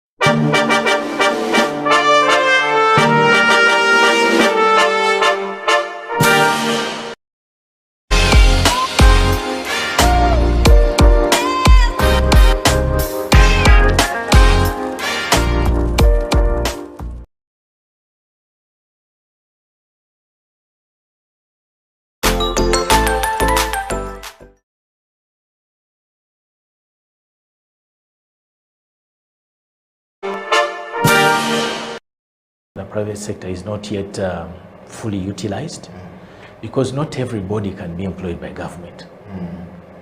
And we are looking at a future whereby more people are employed in the private sector than in government. So I think if we all work hard, if we all work together and invest in the right areas, there's been a lot of talk about value addition in the agriculture sector, in the mineral sector. If there is enough investment in those areas, I think it can create enough jobs for our children and grandchildren. Okay. Yeah. I just want to take you to question number 4, Andrew, which is, let's talk about your journey at City Hall and the foray into the Executive Director's office, which is as Andrew Chitaka, Very and interesting. as well as the Director Engineering. Very interesting. I joined KCCA on 1st November 2011. And before then, I was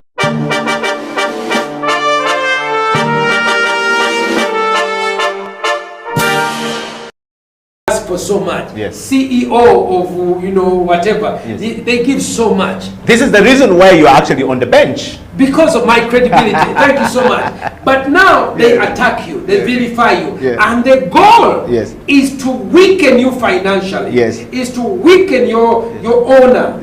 These are slanderers. So I'm glad that someone would stay up at night to ask and learn about me. And I pray that in the next 2 months, because I know many Ugandans who travel overseas, when they go there, one of the things, because the media has been so much, and Sam Kutesa, the Minister of Foreign Affairs, has really not done a good job. He has dropped the ball on this issue.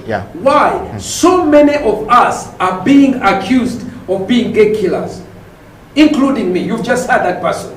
Uganda is being accused that we kill gays, which actually is absolutely untrue. And because of this, it has affected our tourism. It affects people who go overseas to do work or study.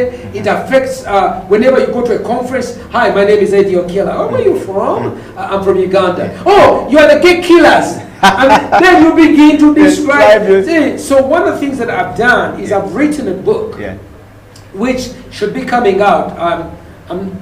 I know that I keep saying the same thing, but the work of doing a book takes a long time, and I wish I could be supported. You know, many people who write on this subject, like Sylvia Tamale, she's supported by the Rockefeller Foundation, Carnegie Foundation. There is money.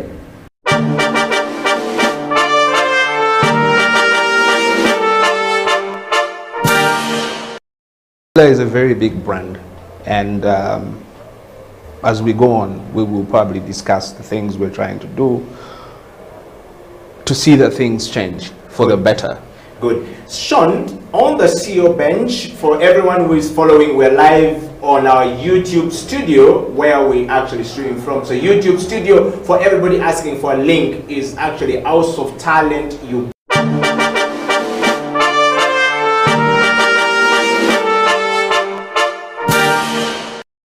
Confident in themselves and what they are offering. I think that's the biggest problem. Like, women will easily settle for a less pay than men would. Mona Onyeto Deke goes on to say, I think this is a comment, says, I didn't know that beauty products are taxed at 60%. Whoa. They are. I pray that changes soon, but they are. Okay. So with that challenge of 60%,